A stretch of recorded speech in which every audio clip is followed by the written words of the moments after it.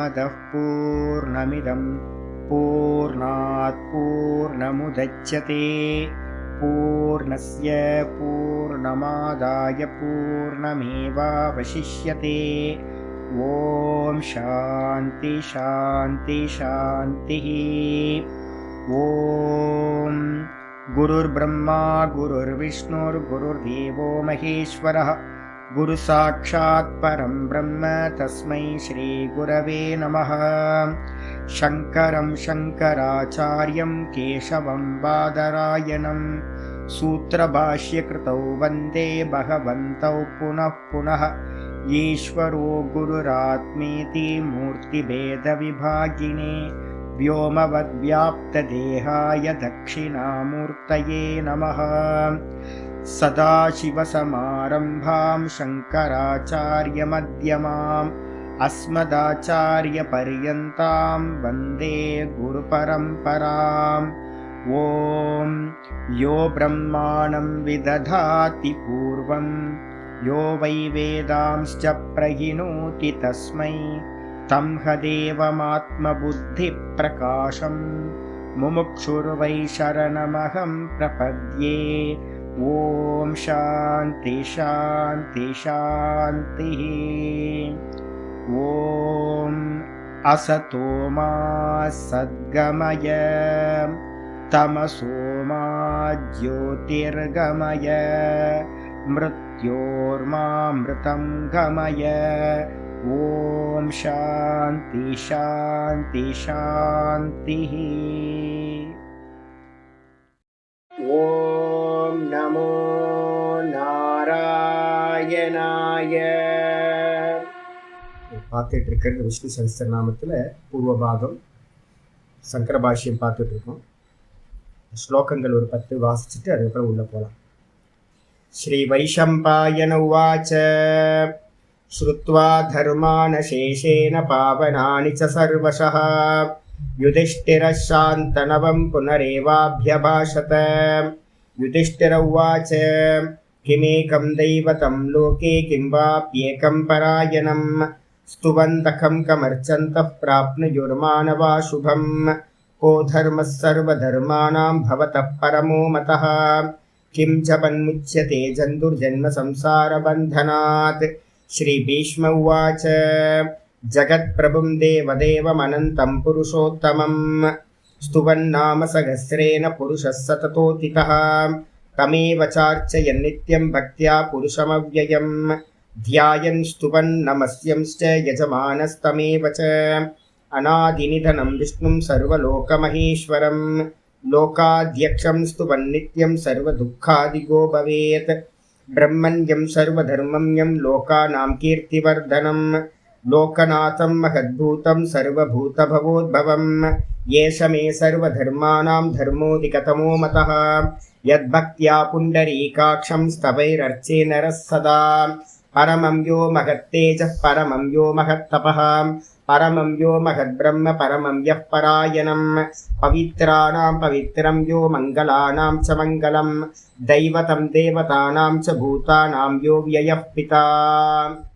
பவித்திரம் செய்பவைகளில் பவித்திரமானவன், மங்களமானவற்றில் மங்களமானவன், தெய்வங்களில் மேலான தெய்வமானவன், எல்லா பூத்தங்களுக்கும் ஜீவராசிகளுக்கும் பிதாவாக தந்தையாக இருப்பவன், அவ்வியயமாக இருப்பவன், நாசமில்லாதவனா இருக்கின்றவன், ச ஏகஹ அவன் ஒருவனே அப்படின்னு பார்த்தீங்கன்னா நிரூபணம் பண்ணிட்டு இருக்கோம்.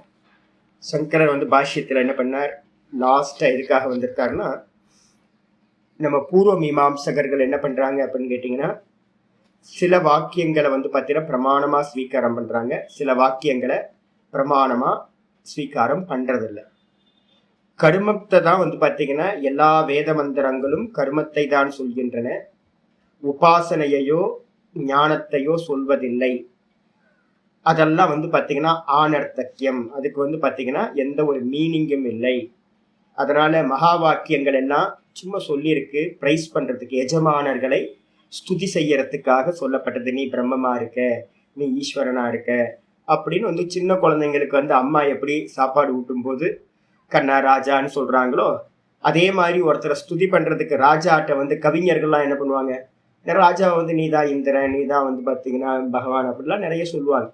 அதே மாதிரி வந்து பாத்தீங்கன்னா கர்மகாண்டத்துல வந்து முடிஞ்சதுக்கு பிறகு, யாகங்கள் முடிஞ்ச பிறகு எஜமானனை ஸ்துதி பண்றதுக்காக நீ வந்து பாத்தீங்கன்னா பிரம்மமா இருக்க அப்படின்னு நிறைய ஸ்துதி வச்சனங்கள்லாம் இருக்கு. அதுக்கெல்லாம் அர்த்தம் இல்லை அப்படின்னு பூர்வ மீமாம்சகர்கள் சொல்றாங்க. இதை தான் வந்து ஆச்சாரியர் என்ன பண்ணாரு, இல்லப்பா அப்படி இல்லை, அர்த்தவாதங்கள் வந்து பாத்தீங்கன்னா முக்கியமானது எதுக்காக அப்படின்னா வேற விஷயத்த சொல்றதுக்காக இருக்கு. சில விஷயங்களை சொல்லும். அர்த்தவாதங்கள்லயே பல விதங்கள் இருக்கு. பூர்வ மீமாம்சால வந்து படிக்கும்போது தெரியும். அர்த்தவாதம் வந்து பிரதானமா 3 விதமான அர்த்தவாதங்கள் சொல்லப்படும். குணார்த்தவாதம் அப்படின்னு ஒரு அர்த்தவாதம் இருக்கு. அர்த்தவாதத்திலே குணார்த்தவாதம். அந்த குணார்த்தவாதம்ன்றது என்ன அப்படின்னு கேட்டீங்கன்னா, அதுல ஒரு தன்மைகள் இருக்கும். நம்ம அதுல இருக்கக்கூடியதை நம்ம ஸ்வீகாரம் பண்ணிக்கணும். ஒரு கதை சொல்றது அப்படின்னா வேதத்துல நிறைய கதைகள் சொல்லப்பட்டிருக்கு.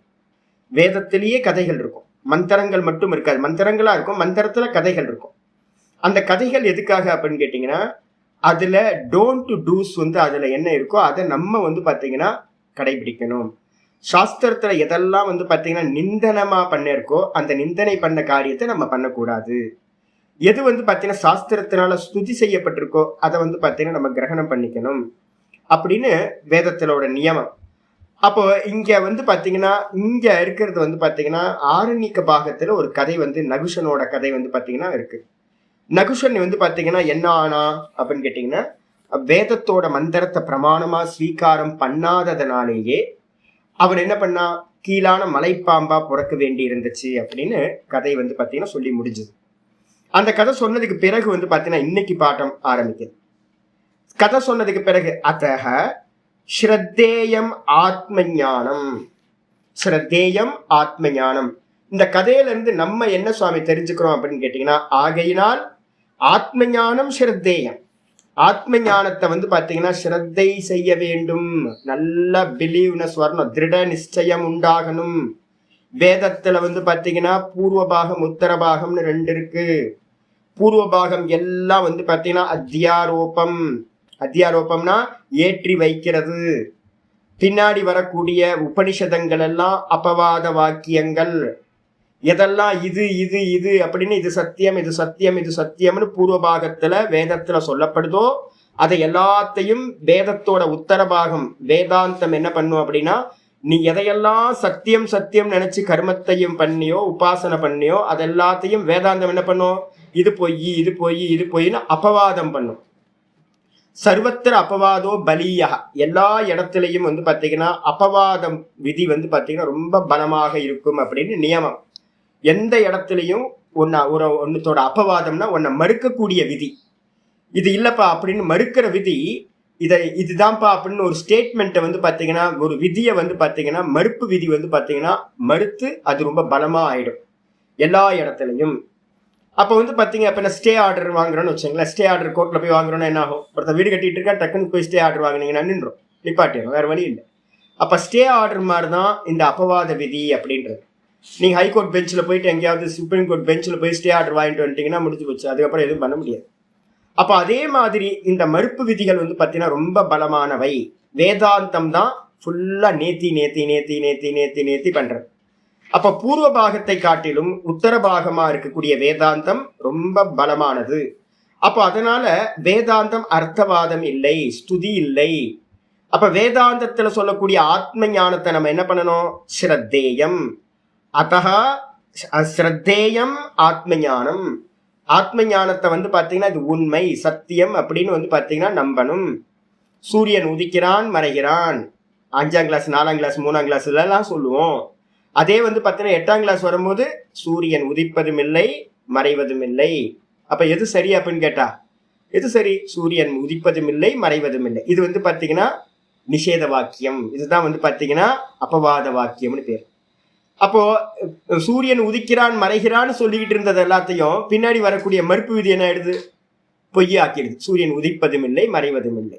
அதே மாதிரி நான் ஜீவனா இருக்கேன், நான் வந்து பார்த்தீங்கன்னா இதை பண்ணா இங்கே அடைவேன், இதை பண்ணி அதை அடைவேன், சொர்க்கத்தை போகணும் அங்கே போகணும் இங்கே போகணும் நிறைய விதி வாக்கியங்கள். சோமேன ஜெத்த சொர்க்க காமகா, அது மாதிரிலாம் பூத்திக்காமோ பசுமால பேத்த, இது மாதிரி நிறைய விதிகள் வந்து பார்த்தீங்கன்னா இந்த உலகத்தை அடையறதுக்கெல்லாம் சொல்லும்.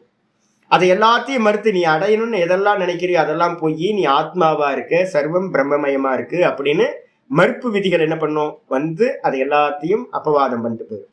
அதனால வேதாந்தம் வந்து பார்த்தீங்கன்னா சத்தியம், வேதாந்தம் சத்தியம். அதனால வேதாந்தத்தை என்ன பண்ணணும், ஆத்ம ஞானம் தான் வேதாந்தம். அதை வந்து பார்த்தீங்கன்னா ஸ்ரத்தேயம், ஸ்ரத்தை செய்ய வேண்டும். இதுக்கு ஏதாவது ஸ்லோகம் இருக்கானா? பகவத்கீதையில 9:3 உங்கள்கிட்ட வந்து பார்த்தீங்கன்னா நம்பர் தப்பா போட்டிருக்கு.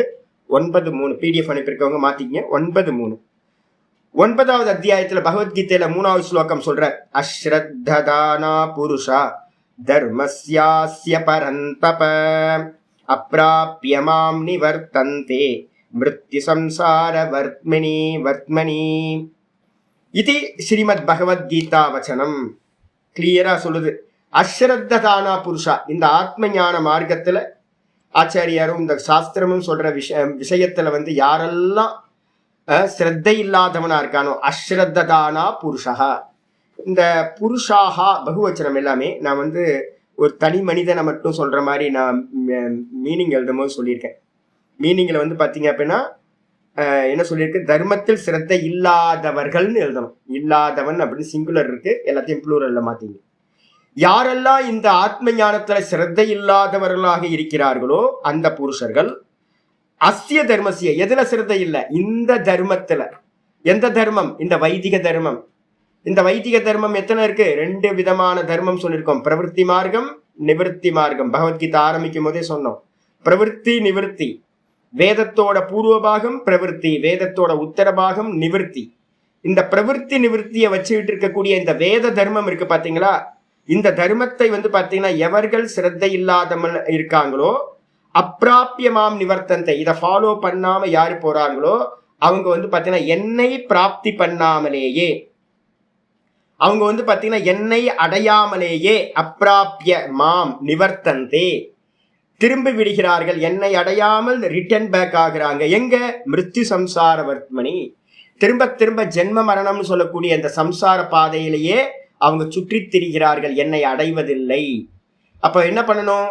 இந்த மார்க்கத்துல வந்து பாத்தீங்கன்னா வேதாந்தம் சொல்ற மார்க்கத்துல கீதையோ இல்ல உபனிஷதங்களோ சொல்லக்கூடிய வேதாந்த சாஸ்திரங்கள் சொல்ற விஷயத்துல இதுதான் மேலான தர்மம் அப்படின்னு ஸ்ரத்தை செய்ய வேண்டும். ஸ்ரத்தை இல்லாம போச்சு அப்படின்னா நாசமா போயிடும் அப்படின்னு வச்சுக்கணும். இதுக்கப்புறம் அடுத்த ஆச்சாரியர் சொல்றாரு, ஐத்திரேய கேச்ச, ஐத்திரேய ஆரண்யக்கத்திலையும் வேதத்தோட ஐத்திரேய ஆரண்யக்கத்திலும் வந்து பாத்தீங்க அப்படின்னா ஐத்திரேய ஆரண்யக்கத்திலும் வந்து பாத்தீங்கன்னா இந்த விஷயம் சொல்லப்பட்டிருக்கு. ஐத்திரேய ஆரண்யக்கேச்ச ஏஷ பந்தா ஏதத்து கர்ம, அருமையான வச்சனம் சொல்லப்பட்டிருக்கு. ஏதத்து பந்த ஏஷ பந்தா, இப்ப நம்ம பண்ணிட்டு இருக்க மார்க்கம் இருக்குல்ல, வேதாந்த விசாரம் இருக்கு பாத்தீங்களா, இதுதான் கர்மயோகம் பண்ணணும். நான் ஏற்கனவே உங்களுக்கு கீதால சொல்லும் போதே சொல்லியிருக்கேன், கர்மம், கர்மயோகம், ஞானம், ஞான நிஷ்டா, இதான் பந்தா, இதான் வந்து மார்க்கம்னு பேரு. நம்ம சனாதனம் சொல்லக்கூடிய வேதம் சொல்லக்கூடிய மார்க்கம் இதுதான். எது? கர்மம், கர்மயோகம், பிரவருத்தி மார்க்கம், ஞானம், ஞான நிஷ்டை, நிவர்த்தி மார்க்கம், இதுதான் பந்தா, இதுதான் வந்து பாத்தீங்கன்னா மார்க்கம். அதான் சொல்லுது ஏஷ பந்தா, இதுதான் பந்தா, இதுதான் மார்க்கம். ஏதத்து கர்ம, இந்த வேதத்துல சொல்லப்பட்டதுதான் கர்மம். ஏதத்து பிரம்ம, இந்த வேதத்துல சொல்லப்பட்டதுதான் பிரம்மம். ஏதத்து சத்தியம், இதுதான் சத்தியம். தஸ்மாத், ஆகையினால் என்ன பண்ணணும்னு கேட்டினா ந பிரமாத்யேத், இந்த மார்க்கத்துல வந்து பாத்தீங்கன்னா பிரமாதம்ன்றதுக்கு அர்த்தம் கவனக்குறைவு அப்படின்னு அர்த்தம். எவ்வித காரணத்து கொண்டு இந்த மார்க்கத்துல சொல்லக்கூடிய விஷயங்கள்ல கவனம் இல்லாமல் போக வேண்டாம். அப்ப என்ன அர்த்தம்? கவனத்தோட இருங்க. மனுஷனுக்கு 4 நாள் தான். கர்மம் பண்ணுங்க, அதுக்கப்புறம் கர்மயோகம் பண்ணுங்க, அப்புறம் ஆத்மாவை பத்தி விசாரம் பண்ணுங்க, அதுக்கப்புறம் நிஷ்டையை அடைஞ்சு மோட்சத்தை அடைஞ்சு, இவ்வளவுதான் மார்க்கம். அதனால இதுல வந்து கவனக்குறைவு எதுலையுமே இருக்க வேண்டாம். சின்சியரா இந்த மார்க்கத்துல சொல்லப்பட்ட காரியங்களை பண்ணுங்கள். அதுக்கப்புறம் வந்து பாத்தீங்கன்னா ந அதீயானு பிரமாதியேத் தத்து ந அதீயானு, அதுல வந்து பாத்தீங்கன்னா தியாகம் செய்ய வேண்டாம். இதுல இருக்கிறத வந்து பாத்தீங்கன்னா தியாகம் செய்யக்கூடாது முக்கியமா சொல்லியிருக்கு. இந்த மார்க்கத்துல சொல்லப்பட்ட கர்மம், கர்மயோகம், ஞானம், ஞான நிஷ்டை, இதுல முதல்ல புரஸ்தாத்து கர்ம மார்க்கம், முதல்ல கர்ம மார்க்கம், பிறகு வந்து பாத்தீங்கன்னா நிவர்த்தி மார்க்கம். அப்ப முதல்ல வந்து கர்மத்தையும் கர்ம யோகத்தையும் பண்ணட்டும், அதுக்கப்புறம் வந்து பாத்தீங்கன்னா ஞானத்தையும் ஞான நிஷ்டையையும் அனுஷ்டானம் பண்ணட்டும். இதுல எதையுமே தியாகம் செய்யாதீர்கள். ந அதீயா பிரமாத்யேத் தத் ந அதீயான் நகி அத்தியாயன். அத்தியாயன்னா திரும்பவும் ரிப்பீட் பண்ணுது. இதை திரும்பவும் வந்து பாத்தீங்கன்னா தியாகம் செய்யக்கூடாது, தியாகம் செய்யக்கூடாது, தியாகம் செய்யக்கூடாது. ஏன் அப்படின்னு கேட்டீங்கன்னா, ஏ பூர்வே பூர்வே ஏ அத்தியாயன், எவர்கள் வந்து பாத்தீங்கன்னா முன்னாடி ஜென்மங்கள்ல இந்த கர்மங்களை தியாகம் செய்தார்களோ, இந்த வேதம் சொல்ற கர்மத்துல முறையா போகலையோ மோட்ச மார்க்கத்துல, அவர்கள் வந்து பாத்தீங்கன்னா தே பரா பபூவுஹு, அவர்கள் வந்து பாத்தீங்கன்னா திரும்ப திரும்ப வந்து பாத்தீங்கன்னா தோல்வியை அடைந்தார்கள். இந்த சம்சாரத்துல தோத்து போயிட்டாங்க, மோட்ச மார்க்கத்துல தோத்து போயிட்டாங்க. பைபாஸ் பண்ணாதீங்க எதையும். நான் திரும்ப திரும்ப காலையிலேயே சொல்லிக்கிட்டே இருக்கேன். கர்மயோகம் தான் ஞான நிஷ்டைக்கு வந்து பாத்தீங்கன்னா ஆதாரம். அந்த கர்மயோகத்தை பண்ணணும்னா முதல்ல கர்ம அனுஷ்டானம் பண்ணணும். அப்ப முறையா சாஸ்திரம் சொல்லப்பட்ட பஞ்சமகா யஜ்ஞங்கள், இப்ப ஸ்தோத்திர பாராயணம், பூஜைகள், இதெல்லாம் என்ன இருக்கோ அதெல்லாம் முறையா பண்ணுங்க. ஒரு மனுஷனுக்கு என்னெல்லாம் சொல்லப்பட்டிருக்கோ நித்திய கர்மங்களை, அந்த நித்திய நைமித்திக கர்மங்களை விடாம பண்ணுங்க. மெதுவா மெதுவா மெதுவா நிஷ்காமிய கர்மத்துக்கு ஒரு 40 வயசுக்கு மேல நிஷ்காமிய, 45 வயசுக்கு மேல நிஷ்காமியத்துக்கு வந்துருங்க. அதுக்கப்புறம் மெதுவா மெதுவா ஒரு வானப்பிரஸ்தத்துக்கு வரும்போது உபாசனைக்கும் தபசுக்கும் ஒரு 55 வயசுக்கு மேல வந்துருங்க. அதுக்கப்புறம் மெதுவா மெதுவா பக்குவப்பட்டு ஞானத்தையும் ஞான நிஷ்டையும் அடையிறதுக்கான முயற்சி பண்ணுங்க. இதுதான் பாதை. இதுல இருந்து வந்து பாத்தீங்கன்னா நழுவியவர்கள் யாரெல்லாம் இருக்காங்களோ அவர்கள் என்ன ஆயிட்டாங்க, பராபபூஹுன்னா என்ன அர்த்தம், தோத்து போயிட்டாங்க, தோல்வியை அடைந்தார்கள். இந்த சம்சாரத்தில் தோல்வி அடைஞ்சா என்ன கிடைக்கும், திரும்ப திரும்ப பிறந்து இறந்து பிறந்து இறந்து திரும்ப பிறந்து இறந்து, இதே தான் நடந்துட்டு இருக்கு. அதனால வந்து பாத்தீங்கன்னா தது உக்தம் ரிஷினா, அடுத்த வாக்கியம் இந்த விதமா தைத்திரி ஆரண்யக்கத்துல சொல்லியிருக்கு. அது இல்லாம இன்னொரு மந்திரம் இருக்கு, தது உக்தம் ரிஷினா, ரிஷிகளால் வந்து பாத்தீங்கன்னா இந்த விஷயம் சொல்லப்பட்டிருக்கு. என்ன சொல்லியிருக்குன்னா, ஐத்திரி ஆரண்யக்கத்துல ரொம்ப பிரசித்தமான மந்திரம். இந்த மந்திரத்தை வந்து பாத்தீங்கன்னா ரெண்டு மந்திரங்களும் பிரசித்தமான மந்திரம். நிறைய இடத்துல கோட் பண்ணுவாங்க ஆச்சாரியார், சங்கரர் கோட் பண்ற. என்ன சொல்றாரு அப்படின்னு கேட்டா, பிரஜாஹ திஸ்ரோ அத்தியாயமேயுஹு, பிரஜாஹா திஸ்ரோ அத்தியாயமேயுஹு, அத்தியாயம்னா தியாகம்னு அர்த்தம்.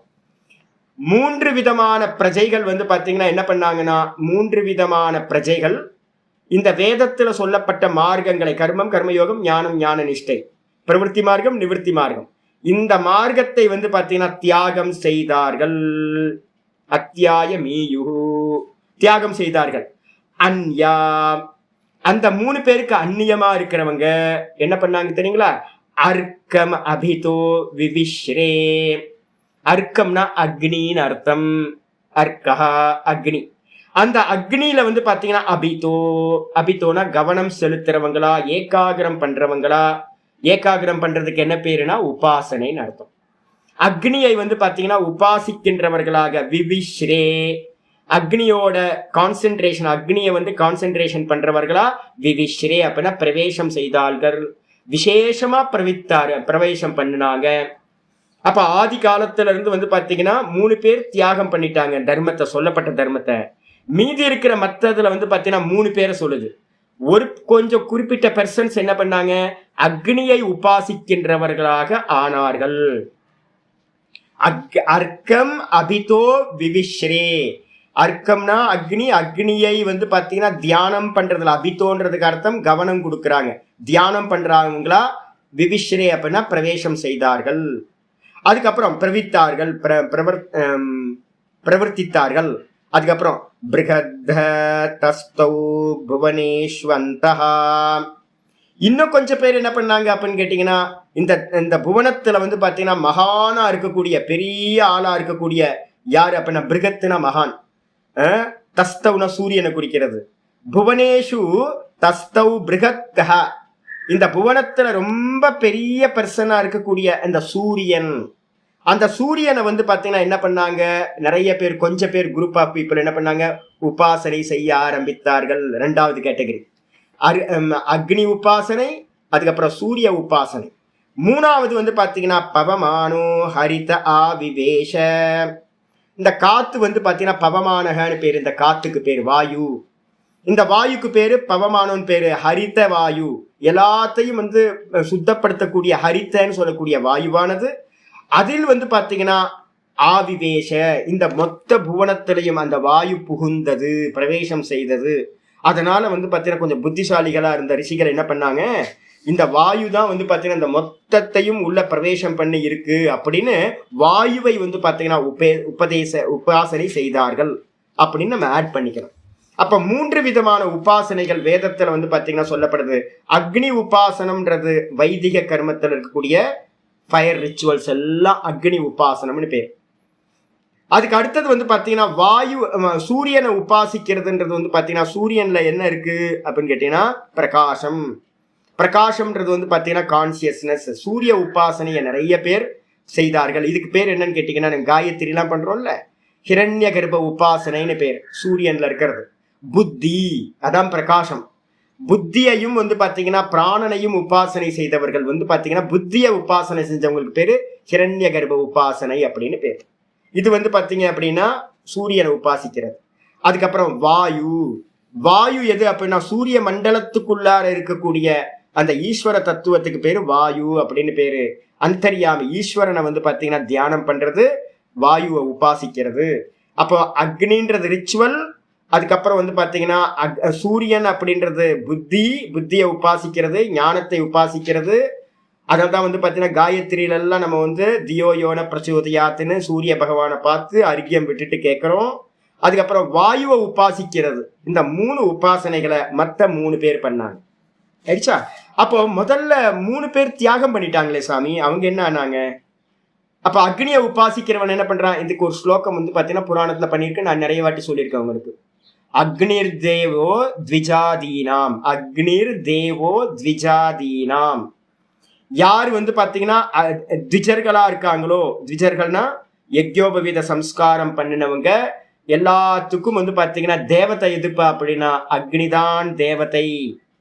பிரம்மச்சாரிக்கு வந்து பாத்தீங்கன்னா ஸ்மார்த்த அக்னியை பண்ணுவான். அதே நேரத்தில் கிரகஸ்தனா இருக்கிறவன் என்ன பண்ணுவான்? ஸ்ரௌத்த அக்னின்னு சொல்லக்கூடிய அக்னிஹோத்திரதிகளை பண்றது. ஃபயர் ரிச்சுவல் தான் வந்து பாத்தீங்கன்னா பிரதானமா கிரகஸ்தர்களுக்கு சொல்லப்பட்டிருக்கு. ஆயிடுச்சா? இது அக்னி உபாசனா.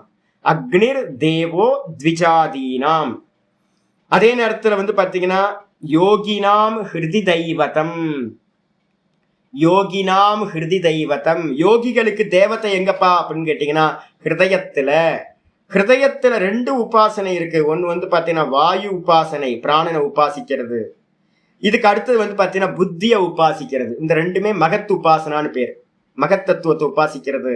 இந்த 2த்துக்கும் ஹிரண்ய கர்ப்ப உபாசனைன்னு பேர். புத்தி பிளஸ் சூரியன், வாயு. வாயுவும் புத்தின்றது சூரியனை குறிக்கிறது. இந்த 2த்தையும் உபாசிப்பவர்கள் யோகினாம் ஹிருதி தெய்வதம். யோகிகளுக்கு ஹிருதயத்துல தேவதை. அக்னி உபாசனன்றது கர்மம். இந்த சூரியனையும் புத்திய வாயுவையும் உபாசிக்கிறது உபாசனா காண்டம். இதுக்கப்புறம் வந்து பாத்தீங்கன்னா ஞானத்துக்கு இந்த 3த்தையும் பண்ணதுக்கு பிறகு ஒருத்தருக்கு குவாலிட்டி வந்துடுச்சு அப்படின்னா அவர் என்ன பண்றார்? ஞானத்துல பிரவேசம் பண்றார். சர்வத்திர சமதரிசினாம். ஞானிகளுக்கு வந்து பாத்தீங்கன்னா ஈஸ்வரன் எங்க இருக்கார்? தேவதா. இந்த மொத்தமும் தேவதை தான். அப்போ அக்னி தேவா, அப்புறம் பிராணன் தேவதை, சூரியன் தேவதை, அதுக்கப்புறம் வந்து பாத்தீங்கன்னா பிரம்மம் தான் சர்வத்திலேயே ஞானத்தினால அறிகிறது. அப்ப இந்த ஸ்லோகம் வந்து பாத்தீங்கன்னா இருக்கு. அதே நேரத்துல இன்னொரு லாஸ்ட் வார்த்தை ஒண்ணு இருக்கு. என்னன்னு கேட்டீங்கன்னா பிரதிமாசு அல்ப புத்தினாம். யாரெல்லாம் பிரதிமைகள்ல தேவதைய பாக்குறோமோ அவங்கெல்லாம் யாருப்பா அப்படின்னா பாவங்க. அவங்கெல்லாம் வந்து பாத்தீங்க அப்படின்னா கொஞ்சோண்டு புத்தி கம்மியா இருக்கு. சிலையில தான் நமக்கு பார்க்க தெரியுது ஒழிய எல்லா இடத்துலயும் ஈஸ்வரனை பார்க்க தெரியல. அக்னியில பார்க்க தெரியல, வாயுல பார்க்க தெரியல, சூரியன்ல பார்க்க தெரியல. அப்ப நமக்கு எங்க தேவதையை பார்க்கிறோம்? ஒரு விக்கிரகத்துல பார்க்கிறோம். அல்ப புத்தி நாம், பிரதிமாசு அல்ப புத்தி நாம் அப்படின்னு வாக்கியம் முடியுது. அப்ப இந்த 3 பேர் வந்து பாத்தீங்கன்னா இந்த மார்க்கத்தை விட்டுட்டு தியாகம் செய்தார்கள்னு வாக்கியம் இருக்கு சுவாமி. அவங்க என்ன ஆகுறாங்க? 3 பேர் உபாசனை பண்ணி கரெக்டா போயிடுறாங்க. அக்னி உபாசனை, வாயு உபாசனை, புத்தி சூரிய உபாசனை பண்ணிட்டு போயிடுறாங்க. அதே நேரத்துல வந்து பாத்தீங்கன்னா இவங்க என்ன ஆகுறாங்க? தியாகம் பண்ணாங்களே இந்த மார்க்கத்தை. அவங்க மந்திரம் சொல்லுது. அடுத்த மந்திரம் பிரஜாகதிஸ்ரோ அத்தியாயமேயுருதி யாவை தா இமா பிரஜாதிஸ்ரோ அத்தியாயமீயுஹு. பிரஜாகதிஸ்ரோ அத்தியாயமீயுஹு இது. போன மந்திரத்துல 3 விதமான பிரஜைகள் என்ன பண்ணாங்க? இந்த மார்க்கத்தில இருக்கக்கூடியதை விட்டுட்டாங்க, தியாகம் செய்தார்கள் அப்படின்னு சொல்லப்பட்டது போன மந்திரத்துல. இது யாவை தா இமா பிரஜா, எந்த இந்த பிரஜைகள் 3 பேர் தியாகம் செய்தார்களோ, திஸ்ரோ பிரஜைகள் 3 பிரஜைகள் இந்த மார்க்கத்துல சொல்லப்பட்டதை தியாகம் செய்தார்களோ அவங்க என்ன ஆகுறாங்க அப்படின்னு கேட்டீங்கன்னா, யுகு தானி இமானி வயாம்சி, தானி இமானி வயாம்சி, அவர்கள் என்ன ஆகுறாங்க தெரியுங்களா? இந்த மார்க்கத்துல இருந்து பாத்தீங்கன்னா யாரெல்லாம் சொல்லப்பட்டதை தியாகம் பண்ணாங்களோ, இப்ப நம்ம பாக்குறோமே பறவைகள், வயாம்சினா என்ன அர்த்தம்? பறவைகள்.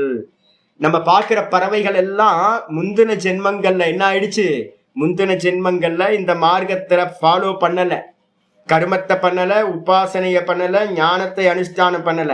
அதனால என்ன ஆயிடுச்சு அப்படின்னா பட்சிகளா பார்த்துக்கிட்டு இருக்கோம். காக்கா, குருவி, இதெல்லாத்துக்கும் பேர் வயாம்சின்னு பேர். பட்சிகளா பிறந்திருக்கு. அதுக்கப்புறம் பாத்தீங்கன்னா வயாம்சி வங்காஹா. வங்காஹானா என்ன அர்த்தம்னா காட்டன் பஞ்சு இருக்குல்ல, பஞ்சு செடி, பருத்தி செடி இருக்குல்ல, பருத்தி செடின்னு சொல்லுவோம்ல, அந்த பருத்தி செடி. அந்த பருத்தி செடி பிரதானமா அது மாதிரி செடிகள் நிறைய இருக்கு. கத்திரிக்காய் செடி, பருத்தி செடி, இது மாதிரி நிறைய செடிகளுக்கு பேர் பாத்தீங்கன்னா வங்காஹா. இங்க நம்ம செடியெல்லாம் பாக்குறோமே, என்ன தெரியுங்களா? ஒழுங்கா குருநாதர் சொன்னதை ஃபாலோ பண்ணிருந்தா செடியா பிறந்திருக்காது, ஒழுங்கா ஃபாலோ பண்ணிருந்தா பட்சிகளா பிறந்திருக்காது. அதே நேரத்துல வங்கா வகதா, வகதான்றதுக்கு அர்த்தம் பாத்தீங்க அப்படின்னா சொல்லுது, வகதா அப்படின்றதுக்கு அர்த்தம் பாத்தீங்கன்னா ஓஷதிகளா பிறக்கிறது. நிறைய செடிக்கான பேரே தெரியாம என் வீட்லயே என் தோட்டத்துல ஏகப்பட்ட செடி வளருது. ஓஷதி அப்படின்னு சொல்ல வேண்டியது, வனஸ்பதி ஓஷதி. ஓஷதிகளா நிறைய பிறக்குது. கூட பாத்தீங்கன்னா நம்ம என்ன பண்ணோம், வனஸ்பதியை சேர்த்துக்கணும். வகதா நிறைய மரம், செடி, கொடி பேர் தெரியாம நிறைய இருக்க. இது எல்லாம் முந்தின ஜென்மங்கள்ல ஃபாலோ பண்ணல. அதே மாதிரி வேற என்ன இருக்கு? உரபாதா வகதா உரபாதாகா. உரபாதானா வைத்தையே பாதங்களா வச்சு இருக்கிற ஜீவராசிகள். கரப்பாம்பூச்சிக்கு கால் இருக்கு. வேற என்னது? புழுலாம் இருக்குல்ல, நிறைய வாம்லாம் இருக்குல்ல, அதெல்லாம் எப்படி போகும்? வயிற்றுலயே ஊர்ந்து ஊர்ந்து ஊர்ந்து போகும்ல, தரையோட தரை சேர்ந்து. அதுக்கு பேர் ஊர்வன அப்படின்னு நம்ம சொல்றோமா? தமிழ்ல சொல்லும்போது ஊர்வன. வைத்தையே பாதங்களாக கொண்டது இது பாம்பு. முக்கியமானது பாம்பு. பாம்புக்கு பாத்தீங்கன்னா கால்கள் இல்லை, தன்னோட வயிற்றை தான் கால்களா வச்சுக்கிட்டு போகுது. அப்ப இந்த உலகத்துல எந்தெந்த ஜீவராசிகள்லாம் ஊர்ந்து ஊர்ந்து தரையிலேயே நகர்ந்து போகுதோ கால்கள் இல்லாம, அது எல்லாம் என்னது? உரபாதாகான்னு பேர். இவைகளாக பாத்தீங்கன்னா 3ஆ பிறந்து விடுகின்றன. அப்ப நம்ம இந்த உலகத்துல எதெல்லாம் செடி கொடி மரமா பாக்குறோமோ, எதெல்லாம் பட்சிகளா பாக்குறோமோ, எதெல்லாம் கீழே தரையோட தரையா ஊர்ந்து போறத பாக்குறோமோ, இவைகள் எல்லாம் முந்தின ஜென்மங்கள்ல இந்த மார்க்கத்துல கர்மத்தையோ உபாசனையோ இல்ல ஞானத்தையோ செய்யாமல் போனதுனால என்ன ஆகி போச்சு? நஷ்டமாயி போச்சு. என்னது? போன மந்திரத்துக்கு முந்தின ஐத்திரிய ஆரண்யக்கம் என்ன சொல்லியிருக்கு பாருங்க, பராபபூவு லாஸ்டா சொல்லியிருக்கிறது. தோத்து போயிடுச்சு, இந்த சம்சாரத்துல தோத்து போயிடுச்சு, வெற்றி அடையில. என்ன அர்த்தம்? கீழான பிறவிகளா பிறந்தாச்சு. அப்ப அதனால பாத்தீங்கன்னா இந்த வேத மார்க்கம், வேதம் சொல்லக்கூடிய கர்மம், உபாசனம், ஞானம், இந்த 3த்துலயும் நல்ல ஸ்ரத்தையோட அனுஷ்டானம் பண்ணணும். இதான் தெரியுது. இதுக்கப்புறம் ததாச்ச ஈஷாவாஸ்யே இல்லையே ஒரு வார்த்தை இருக்கு. ஐத்திரிய ஆரண்யக்கத்துல இது மாதிரி சொல்லிட்டு இதி ஸ்ருதம் இந்த விதமா சொல்லப்பட்டிருக்கு. மீனிங் சொல்றாரு ஆச்சாரியர பாஷ்யத்துல. அந்த ஐத்திரிய ஆரண்யக்கத்துல இருக்க மந்திரத்துக்கு மீனிங் சொல்றாரு. வங்கானா என்ன சுவாமி? வங்கா வனகாஹா விருக்ஷாஹா. வங்கான்றதுக்கு அர்த்தம் பாத்தீங்கன்னா முதல்ல சொல்றது வெறும் ஔஷதிகளா இருக்கிறது, இல்ல விரக்ஷங்களா இருக்கிறது. வங்கா வனகா விரக்ஷாஹா, வனஸ்பதின்னு சொல்லுவோம். அதுக்கு பேர் பாத்தீங்கன்னா மரங்களா இருக்கிறது. அப்புறம் வகதாகன்றது எதை குறிக்கும்? ஓஷதயஸ்ட வனஸ்பதி ஓஷதய, ஓஷதி வனஸ்பதிகே அப்படின்னு நம்ம சொல்றது. அதான் வங்கா வகதா. அதுக்கப்புறம் உரபாதான்றது என்னது? இரபாதா உரபாதா சர்பாதைய. இரபாதான்னு சொல்லுவாங்க, உரபாதான்னு சொல்லுவாங்க. சர்ப்ப முதலியவைகள் எல்லாம் ஊர்ந்து போறதுக்கெல்லாம் உரபாதா இரபாதான்னு பேர் ஆயிடுச்சா? இது அடுத்தது ஆச்சாரியா சொல்றாரு ததாச்ச ஈஷாவாஸ்யே. அது போலவே ஈஷாவாசிய உபனிஷதத்திலையும் அவித்வன் நிந்தார்த்தோ மந்திரஹா. அஜ்ஞானிகளை பாத்தீங்கன்னா நிந்தனை பண்றதுக்கான மந்திரம் ஈஷாவாசியத்திலையும் இருக்கு. அந்த வேதத்துல இருக்கக்கூடியது கர்மம் கர்மயோகம் ஞானம் ஞான நிஷ்டை. சூப்பர் ராயலா போயிட்டு இருக்கணும். அதை விட்டுட்டு பாத்தீங்கன்னா எதையாவது நியூ மாஸ்டர்ஸ் எதையாவது சொல்லுவான், எதையாவது பண்ணிக்கிட்டு இருப்போம். அதெல்லாம் தப்பு. அதெல்லாம் பாத்தீங்கன்னா கீழான பிறவிக்கு நாசமாயிடும், கீழே கொண்டு போயிடும்.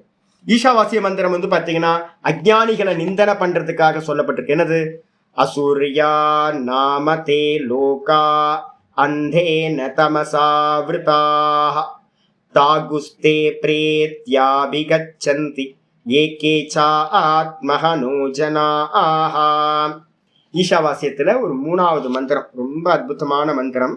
அது சொல்லுது, எவர்கள் எந்த மனிதர்கள் இந்த லோக்கத்துல என்ன பண்ணாங்க அப்படின்னா சொல்லுது என்னன்னு கேட்டீங்கன்னா, ஆத்மஹனோ ஜனாஹா, எந்த ஜனங்கள் ஆத்ம ஹனனம் பண்ணிக்கிட்டாங்களோ, சூசைட் பண்ணிக்கிட்டாங்களோ. என்ன சாமி, ஆத்ம ஞானம் போயிட்டு இருக்கும்போது சூசைடை பத்தி எல்லாம் பேச்சு வருதுங்க. சூசைட்னா என்ன அர்த்தம்னு கேட்டீங்கன்னா, தன்னை பிரதானமா இருக்க நான் இருக்கேன்ல, இந்த நானை உதாசீனப்படுத்திட்டு, உள்ள இருக்கிற ஆத்ம தத்துவத்தை உதாசீனப்படுத்திட்டு, வெளியில இருக்கிற லோக்கத்தையும் இந்த தேகம் மனசு புத்தியையே நான் நினைச்சுக்கிட்டு இருக்கோம். இதுதான் தற்கொலைக்கு சமமானது. ஆத்மாவை அறியாமல் போகிறது தான் தற்கொலைக்கு சமமானது, சூசைட் அப்படின்னு நம்ம சொல்றோம். அந்த ஆத்மகனம், ஆத்மாவை அறியாமல் போனவர்கள் என்ன ஆகுறாங்க? அசூரியா நாமத்தே லோகா. அசூரியா அப்படின்றதுக்கு அர்த்தம் அசுரர்கள் வசிக்கக்கூடிய லோக்கங்களை அடைகிறார்கள். எப்போ அப்படின்னு கேட்டீங்கன்னா, தாகுஸ்தே பிரேத்திய அபிகச்சந்தி. இந்த ஜென்மம் போனோன, இறந்து போன பிறகு அந்த அசுரர்கள் வசிக்கின்ற லோகத்தில் பிரவருத்தி பண்றாங்க, உள்ள பிரவேசம் பண்ணி வாழ்ந்து துக்கத்தை அனுபவிக்கின்றார்கள். அந்தேன தமசாவிரதா. அந்த லோக்கம்லாம் என்னன்னு கேட்டீங்கன்னா, வெறும் இருட்டா இருக்கக்கூடியது. தமசுனால ஞானமே இல்லாமல் ரொம்ப இருட்டா இருக்கக்கூடிய லோக்கங்களை அடைகிறார்கள் அப்படின்னு. என்ன சாமி சொல்ல வருது அப்படின்னு கேட்டீங்கன்னா, ஒன்றும் இல்லை, இந்த ஆத்மாவை தவிர்த்து நீங்க கர்மத்தை பண்ணிட்டு சொர்க்கத்துக்கு போனாலும் அங்க ஆத்ம ஞானம் கிடைக்காது. நீங்க நினைச்சுக்காதீங்க, சுவாமி பரமஹம்சன் தான் ஈஸியா கிடைச்சிட்டாரு, ஆன்லைன்ல கிளாஸ்ல வந்து பாடம் கேட்டோன்னு. இதெல்லாம் போனீங்கன்னா கிடைக்காது. சொர்க்கத்துக்கெல்லாம் போனீங்கன்னா ஒரே போகம்தான், டான்ஸும் பார்ட்டியும் ஒரே கூத்து கும்மானம் தான் இருக்கும் ஒழிய ஒன்னும் ஆத்மாவை பத்தி பேசுறதுக்கு ஆள் இருக்க மாட்டான். எல்லாம் சுகபோகிகளா இருப்பாங்க, ஆத்மாவை பத்தி பேச்சே இருக்காது. கீழே இறங்கிட்டீங்க அப்படின்னா பாப்பத்தை பண்ணி கீழே இருக்க நரக்க யோனிகள்லையும் எந்த குரங்கோ நாய்க்கோ பன்னிக்கோ மாட்டுக்கோ வந்து பாத்தீங்கன்னா ஆத்ம ஞானத்தை யாரும் கொடுக்க முடியாது. அங்கேயும் வந்து பாத்தீங்கன்னா வெறும் சர்வைவல் மட்டும்தான் ப்ராப்ளமா இருக்கும். ஜீவராசிகள்லாம் கீழா இருக்க ஜீவராசிகள்லாம் வெறும் சர்வைவல் மட்டும்தான் சிந்தனை இருக்க முடியாது, ஆத்மாவை பத்தி சிந்தனை இருக்காது. அப்ப வந்து பாத்தீங்கன்னா யாரெல்லாம் இங்க வந்து ஆத்மாவை அறியாமல் போனார்களோ அவங்க எந்த லோக்கத்தை அடைந்தாலும், தேவர்களும் கூட அசுரர்கள் தான். பாஷ்யத்தில் எழுதுறார், தேவர்களும் கூட வந்து பாத்தீங்கன்னா அசுரர்கள் தான். ஏன் அப்படின்னு கேட்டீங்கன்னா, தேவலோகத்திலையும் ஆத்ம ஞானம் இல்லை. அப்ப என்ன அர்த்தம்? எல்லாம் அசுரலோகம் தான், போகம் தான். அதனால வந்து பாத்தீங்கன்னா யாரெல்லாம் ஆத்மாவை இங்கு அறியாமல் போகிறார்களோ அவர்கள் வேற வேற லோக்கங்களை, தமசினால் மூடப்பட்ட, இருட்டால் மூடப்பட்ட அஞ்ஞான லோக்கங்களை அடைகிறார்கள். நிந்தனை பண்ணியாச்சு. இதுக்கப்புறம் அடுத்து தைத்திரியத்துல இருந்து ஒரு அருமையான சொல்லுது. இப்ப வேதாந்தத்துக்கு வந்தாச்சு. முந்தினது வந்து பாத்தீங்க அப்படின்னா ஐத்திரிய ஆரண்யக்கத்தை சொன்னது கர்மம் உபாசனா சொல்லிச்சு. அப்ப ஈஷாவாசியத்தை சொல்லுது ஞானத்தை வந்து பாத்தீங்கன்னா யாரு ஞானத்தை அபியாசம் பண்ணலையோ வெறும் கர்மத்திலேயே இருந்தாலும் வேஸ்ட், வெறும் உபாசனையிலேயே போனாலும் வேஸ்ட். அப்ப ஞானத்துக்கு வந்துடணும். யாரு ஞானத்துக்கு வராம போயிட்டாங்களோ அவர்களும் பரலோகத்தை அடைகிறாங்க. அந்த பரலோகங்களும் ஆத்ம ஞானம் இல்லாதவைன்னு சொல்லியாச்சு. அதுக்கு அடுத்து ரொம்ப சொல்லுது தைத்திரியம், அசன்னேவசபவதி அசன்னேவசபவதி அசத் பிரம்மேதி வேத சேத். ரொம்ப அற்புதமான மந்திரம் தைத்திரியத்துல.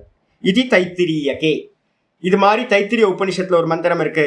எவன் வந்து பாத்தீங்கன்னா அசத்து பிரம்மேதி வேத சேத், எவன் பிரம்மம்னு ஒண்ணு இல்லை, ஆத்மான்னு ஒண்ணு இல்லை அப்படின்னு வந்து பாத்தீங்கன்னா சொல்கிறானோ அறிகிறானோ, அதெல்லாம் சும்மா இந்த சாமியாருங்க சும்மா இல்லாம அவங்க பொழப்பு நடத்துறதுக்காக பார்த்தா சாமி காலையில இருந்து வந்து பாத்தீங்கன்னா பிரம்மம் பிரம்மா ஆத்மா ஆத்மா இதெல்லாம் பொழப்பு நடத்துறதுக்காக அவங்க ஜீவன உபாயத்துக்காக ஏதோ சொல்லிக்கிட்டு இருக்காங்க. ஆத்மாவது பிரம்மமாவது இருக்கிறது தேகம் மட்டும்தான் சத்தியம். வெறும் தேகத்துக்கு என்ன உண்டோ அதை நல்லா பண்ணுங்க. செத்து போனா வந்து பாத்தீங்கன்னா திரும்ப மறுபிறவி அது இதெல்லாம் ஒரு மண்ணாங்கட்டியெல்லாம் இல்லை. அதனால வந்து சார்வாக்க மதம் தான் பெஸ்ட். பிரத்யக்ஷவாதிகளா இருக்கணும். ஆத்மாவை யாராவது பார்த்தானா காட்டு பார்க்கலாம். ஈஸ்வரனை யாராவது காட்டுங்க பார்க்கலாம். யாராவது பார்த்தாங்களா? ஈஸ்வரனையும் பார்க்கல, ஆத்மாவையும் பார்க்கல. சும்மா பிராமணர்களை எதையோ பண்ணி வச்சுட்டு கதை அடிச்சு வச்சு அவங்க வியாபாரம் பண்ணிட்டு இருக்காங்க. நீங்களும் அதை போய் நம்பிக்கிட்டு இருக்கீங்க. அப்படின்னு வந்து பாத்தீங்க அப்படின்னா யாரு வந்து பாத்தீங்க அப்படின்னா இந்த விஷயத்தை ஆத்மாவை பொய் இல்லை அப்படின்னு எவர்கள் சொல்கிறார்களோ அவர்கள் வந்து பாத்தீங்க அப்படின்னா அசத்து பிரம்மேதி வேதச்சேத், பிரம்மம் என்று ஒன்று இல்லை, அசத்து இல்லாத வஸ்து அப்படின்னு எவர்கள் அறிகிறார்களோ அவன் என்ன ஆகிறான்? அசன்னேவச பவதி. முதல் வார்த்தை எடுத்து போட்டு மாத்தி போட்டு அவன் என்ன ஆகிறான்? அவன் இல்லாதவனாக போகிறான். பிரம்மத்தை அவன் இல்லை என்று சொல்கிறானோ அவன் இல்லாதவனா போகிறான், அவனுக்கு இருப்பு இல்லாமல் போய்விடும் அப்படின்னு. அவன் அசத்தாக பொய்யனா போயிடுறான், பொய்யா போயிடுறான், ஜீவனமே பொய்யா போயிடும் அப்படின்னு வந்து பார்த்தீங்கன்னா வாணி மந்திரம் சொல்லுது. ததா, அது போலவே அடுத்த பேச்சு, ததா சகுந்தலோபாக்கியானி, அது மாதிரியே சகுந்தல உபாக்கியானம்னு ஒரு உபாக்கியானம் இருக்கு. அதுலயும் வந்து பாத்தீங்கன்னா ஒரு ஸ்லோகம் வந்து பாத்தீங்கன்னா சொல்லப்பட்டிருக்கு, ரொம்ப முக்கியமான ஸ்லோகம். நான் தேடிக்கிட்டே இருந்தேன் இது எங்கடா இருக்குன்னு. சங்கரோட பாஷ்யத்தை அழகா சொல்றாரு. சகுந்தலா உபாக்கியானத்துல வந்து பாத்தீங்கன்னா ஒரு மந்திரம் சொல்லப்பட்டிருக்கு. யோ அன்யதா சந்தமாத்மானம் அன்யதா பிரதிபத்யதே, யோ அன்யதா சந்தமாத்மானம் அன்யதா பிரதிபத்யதே, கிம் தேன கிருதம் பாபம் சோரேனாத்மாபஹாரிணா இது அலம் அதிப்பிரசங்கேன. ரொம்ப ஆச்சரியம், நல்லா சொல்லிட்டார். யோ அந்யதா சந்தம், எது வந்து பார்த்தீங்கன்னா இந்த ஆத்மா வந்து பார்த்தீங்கன்னா வேற வெரைட்டியா இருக்கு. ஆத்மா எப்படிப்பட்டது? நிர்மலம், ஏக்கம், அச்சலம், ஷட்பாவ ரகிதம். இன்னைக்கு காலையில கீதால வந்து பார்த்தீங்கன்னா ஆத்மாவோட லட்சணங்கள்லாம் 2வது அத்தியாயத்துல 13வது ஸ்லோகத்துல இருந்து 30வது ஸ்லோகம் வரைக்கும் ஆத்மாவோட லட்சணங்கள்னு பார்த்தோம். யோக சூத்திரத்திலயும் என்ன பார்த்திருக்கோம்? ஆத்மாவோட லட்சணத்தை பார்க்கும்போது திரஷ்டா திருஷி மாத்திரக. இந்த ஆத்மா வந்து பார்த்தீங்கன்னா வெறும் பார்ப்பவன், வெறும் பார்வை, வெறும் சைத்தன்ய மாத்திரம், சத்தியம் ஞானம் அனந்தம் பிரம்ம. இதுக்கு தேகம் இல்லை, மனசு இல்லை, புத்தி இல்லை, எதுவும் இல்லை, இதெல்லாம் திருஷ்யங்கள். அப்ப திருஷ்யங்களா இருக்கக்கூடிய இவைகளை வேறன்னும் நான் வேறனும் நினைச்சிங்க அப்படின்னா அது கரெக்ட். நான் பார்ப்பவன், இது எல்லாம் பார்க்கப்படும் வஸ்துன்னு நினைச்சிங்கன்னா பர்ஃபெக்டான ஞானம்.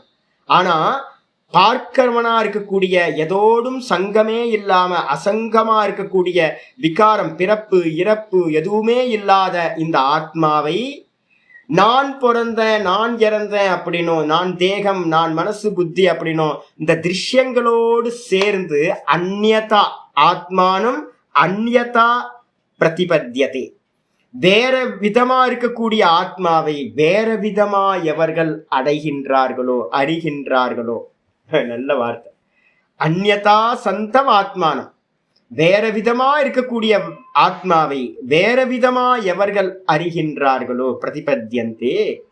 அப்ப என்ன ஆயிப்போச்சு? நம்ம எல்லாம் அப்படித்தானே பண்ணிட்டு இருக்கோம்.